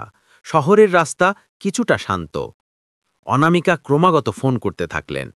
আমি আইনজীবীদের জানিয়েছি তারা হাইকোর্টের ভেতরে অপেক্ষা করছে, কিন্তু গেটে সমস্যা হতে পারে। বিক্রমের লোকগুলি সেখানেও বাধা দিতে পারে। যখন তাদের রিকশা হাইকোর্টের কাছে পৌঁছাল, তারা দেখল যে মূল গেটের সামনে কিছু অপরিচিত লোক ঘোরাফেরা করছে। তারা তাদের চিনতে পারল, বিক্রমের লোক। তারা গেটে আমাদের জন্য অপেক্ষা করছে, সুনিতা বলল। আমাদের ভেতরে যেতেই হবে, অনামিকা দৃঢ়ভাবে বললেন। অনামিকা দ্রুত একটি সাহসী সিদ্ধান্ত নিলেন। তিনি রিকশাওয়ালাকে অন্যদিকে যেতে বললেন। তারা রিকশা থেকে নেমে দ্রুত সেই প্রবেশপথের দিকে ছুটল। রাজু আগে আগে যাচ্ছিল। সেই মুহূর্তে রাজু আর সেই গ্রামের ছেলেটি ছিল না। সে ছিল সত্যের একজন সৈনিক, তার আন্টির শেষ ভরসা। তারা দ্রুত সেই প্রবেশপথ দিয়ে ভেতরে ঢুকল এবং হাইকোর্টের লম্বা ঠান্ডা করিডোরে এসে পৌঁছাল। করিডোরটি নীরব ছিল। তারা কোথায়? সুনিতা জিজ্ঞেস করল। অনামিকা তার ঘড়ি দেখলেন। ওদের এই পথেই আসার কথা। ঠিক সেই সময় করিডোরের অন্য মাথা থেকে দুজন লোক তাদের দিকে এগিয়ে এলো। তারা পরিচিত ছিল, দেশের সবচেয়ে বিখ্যাত দুর্নীতি বিরোধী আইনজীবী মিস্টার রায় এবং তার সহকারী। সুনিতা মিস্টার রায়ের দিকে দ্রুত এগিয়ে গেল। মিস্টার রায়, আমার কাছে সব প্রমাণ আছে। সুনিতা তার ভিজে যাওয়া কাগজগুলি তার হাতে তুলে দিল। সেই মুহূর্তে প্রমাণগুলি নিরাপদ হাতে পৌঁছাল। রাজু তার পাশে দাঁড়িয়ে স্বস্তির নিঃশ্বাস ফেলল। তাদের লড়াই এখন ব্যক্তিগত ছিল না, এটি এখন আইনের লড়াই হয়ে গেল। সুনিতা অবশেষে তার জীবনের প্রথম হাসি হাসল, যা ছিল জয় এবং মুক্তির হাসি। হাইকোর্টের সেই শীতল করিডরে যখন সুনিতা মিস্টার রায়ের হাতে প্রমাণগুলি তুলে দিল, তখন তার কাঁধ থেকে এক বিশাল বোঝার ভার নেমে গেল। মিস্টার রায় তার চেহারায় তীক্ষ্ণ বুদ্ধির ছাপ নিয়ে দ্রুত সেই কাগজপত্রগুলি দেখতে লাগলেন। এই প্রমাণগুলি যথেষ্ট সুনিতাজি, মিস্টার রায় গম্ভীর কণ্ঠে বললেন। আপনি শুধু নিজের জীবনই বাঁচাননি, আপনি দেশের বড় ক্ষতি হতেও বাঁচিয়েছেন। বিক্রম এবং মেহরার জালিয়াতির জাল এখন ছিঁড়ে যাবে। অনামিকা স্বস্তির নিঃশ্বাস নিলেন। ঈশ্বরের ধন্যবাদ। ঠিক সেই সময় করিডরের অন্য প্রান্ত থেকে চিৎকার শোনা গেল। বিক্রমের গুন্ডারা মূল গেটে ব্যর্থ হওয়ার পর এবার আদালতের নিরাপত্তা ভেঙে ভেতরের পথ ধরে এগোচ্ছিল। আমাদের এক্ষুনি এখান থেকে বেরোতে হবে, মিস্টার রায় বললেন। আমি এক্ষুনি বিচারকের সাথে কথা বলে সুরক্ষা নিশ্চিত করছি। তারা দ্রুত অন্য একটি গোপন দরজা দিয়ে আদালতের মূল ভবনের সুরক্ষিত কক্ষে প্রবেশ করলেন। মিস্টার রায় দ্রুত তার উচ্চ ক্ষমতাসম্পন্ন আইনজীবীদের মাধ্যমে বিচারকের সাথে জরুরি বৈঠক শুরু করলেন। সুনিতা, রাজু এবং অনামিকা সেই কক্ষে অপেক্ষা করছিলেন। রাজু তার ক্লান্ত চোখ নিয়ে সুনিতার দিকে তাকালো। আন্টি, এখন সব শেষ? সুনিতা রাজুর মাথায় হাত রাখল। হ্যাঁ রাজু, এখন আমাদের কাজ শেষ। এখন আইন তার কাজ করবে। পরের দিন সকালে সংবাদপত্র এবং টেলিভিশন চ্যানেলগুলিতে খবরটি বিস্ফোরণের মতো ছড়িয়ে পড়ল। শিরোনামে লেখা ছিল, মৃত ব্যবসায়ীর ফিরে আসা। কোটি টাকার আর্থিক কেলেঙ্কারিতে বিক্রম এবং মেহেরার নাম ভাঁস। সুনিতার বেঁচে থাকার খবর এবং তার দেওয়া প্রমাণের ভিত্তিতে বিক্রম এবং মেহেরার বিরুদ্ধে দ্রুত গ্রেপ্তারি পরোয়ানা জারি করা হল। রাজনৈতিক চাপ দেওয়া সত্ত্বেও প্রমাণের গুরুত্ব এত বেশি ছিল যে কেউই এই মামলা আটকাতে পারল না। শহরের সবচেয়ে বিলাসবহুল অ্যাপার্টমেন্ট থেকে বিক্রম এবং মেহেরাকে গ্রেপ্তার করা হলো। তাদের ক্ষমতা, তাদের অর্থ এবং তাদের অহংকার সবকিছু মুহূর্তের মধ্যে মাটিতে মিশে গেল। এই খবর যখন রাজুর গ্রামে পৌঁছল, তখন সুখরাম চাচা এবং দিদিমা প্রথমে বিশ্বাস করতে পারলেন না। কিন্তু যখন তারা টিভিতে সুনিতা এবং রাজুর ছবি দেখলেন, তখন তাদের চোখে জল এসে গেল। দিদিমা গর্বিত কণ্ঠে বললেন, আমার নাতি, সে এই বীরত্বের কাজ করেছে। মামলাটি দ্রুত গতিতে এগোতে লাগল। সুনিতাকে পুলিশের সুরক্ষা দেওয়া হলো এবং সে একজন নায়িকা হিসেবে পরিচিতি পেল। সুনিতার প্রথম কাজ ছিল রাজু এবং দিদিমাকে দেখতে যাওয়া। তিনি তার নতুন গাড়িতে রাজুকে নিয়ে গ্রামে ফিরলেন। গাড়িটি যখন গ্রামের সরু রাস্তায় প্রবেশ করল, তখন গ্রামের সবাই তাদের স্বাগত জানানোর জন্য দাঁড়িয়েছিল। দিদিমা দৌড়ে এসে রাজুকে জড়িয়ে ধরলেন। রাজু, তুমি ভালো আছে তো? আমি অনেক ভয় পেয়েছিলাম। আমি ভালো আছি দিদিমা, আমি আন্টির সাথে ছিলাম। তারপর দিদিমা সুনিতার দিদি তাকালেন। কোনো কথা না বলে তিনি সুনিতাকে জড়িয়ে ধরলেন। সেই আলিঙ্গনে ছিল গভীর কৃতজ্ঞতা, ভালোবাসা এবং ক্ষমা। সুনিতা গ্রাম থেকে পালানোর সময় দিদিমার কাছে যে টাকা রেখেছিলেন, দিদিমা তা ফিরিয়ে দিলেন। এই টাকা তোমার বেটা, তোমার সাহসের চেয়ে এই টাকার কোনো মূল্য নেই। সুনিতা তার প্রতিশ্রুতি রক্ষা করলেন। তিনি তার পুনরুদ্ধার করা অর্থের একটি বড় অংশ ব্যবহার করে রাজু এবং দিদিমার জন্য একটি নতুন জীবন দিলেন। তিনি রাজুর গ্রামে একটি ছোট স্কুল স্থাপন করলেন, যে স্কুলে রাজুর মতো দরিদ্র কিন্তু উজ্জ্বল শিশুরা বিনামূল্যে পড়ালেখা করতে পারত। রাজু ছিল সেই স্কুলের প্রথম ছাত্র। একদিন সকালে সুনিতা রাজুকে তার নতুন ক্লাসরুমে নিয়ে গেলেন। রাজুর হাতে ছিল নতুন বই এবং একটি নতুন ব্যাগ। রাজু, তোমার এখন পড়াশোনা শুরু করার সময়। তুমি যে সাহস দেখিয়েছ তা তোমাকে অনেক বড় মানুষ হতে সাহায্য করবে, কিন্তু জ্ঞানের শক্তি সবচেয়ে বড়, সুনিতা বলল। রাজু তার নতুন ডেস্কে বসল। তার চোখে ছিল আনন্দের ঝলক। আমি আপনাকে ধন্যবাদ জানাতে চাই আন্টি। আপনি আমাকে শিখিয়েছেন যে একজন মানুষ যদি সৎ হয়, তবে তার কাছে কোনো অস্ত্র না থাকলেও সে বিশ্ব জয় করতে পারে। সুনিতা হাসলেন। না রাজু, তুমি আমাকে শিখিয়েছ। তুমি আমাকে শিখিয়েছ যে বিশ্বাস এবং মানবতা এমন সম্পদ যা কোনো ব্যাংক অ্যাকাউন্ট থেকে চুরি করা যায় না। সুনিতা আর তার পুরনো বিলাসবহুল জীবন বেছে নিলেন না। তিনি তার জীবনের বাকি সময় সামাজিক কাজে উৎসর্গ করলেন, গ্রামের বাচ্চাদের পড়ালেখার ব্যবস্থা করলেন এবং সৎ ব্যবসায়ীর জীবন বেছে নিলেন। আর তার পাশে ছায়ার মতো ছিল রাজু, যে শুধুমাত্র একজন উদ্ধারকারীই ছিল না, বরং তার জীবনের সবচেয়ে ভালো বন্ধু এবং শিক্ষকও ছিল। গল্পটি শেষ হলো সেই দিনে যখন রাজু তার প্রথম বই খুলে পড়া শুরু করল এবং সুনিতা জানতেন যে তার জীবনের এই নতুন অধ্যায়টি ছিল তার সেরা অধ্যায়।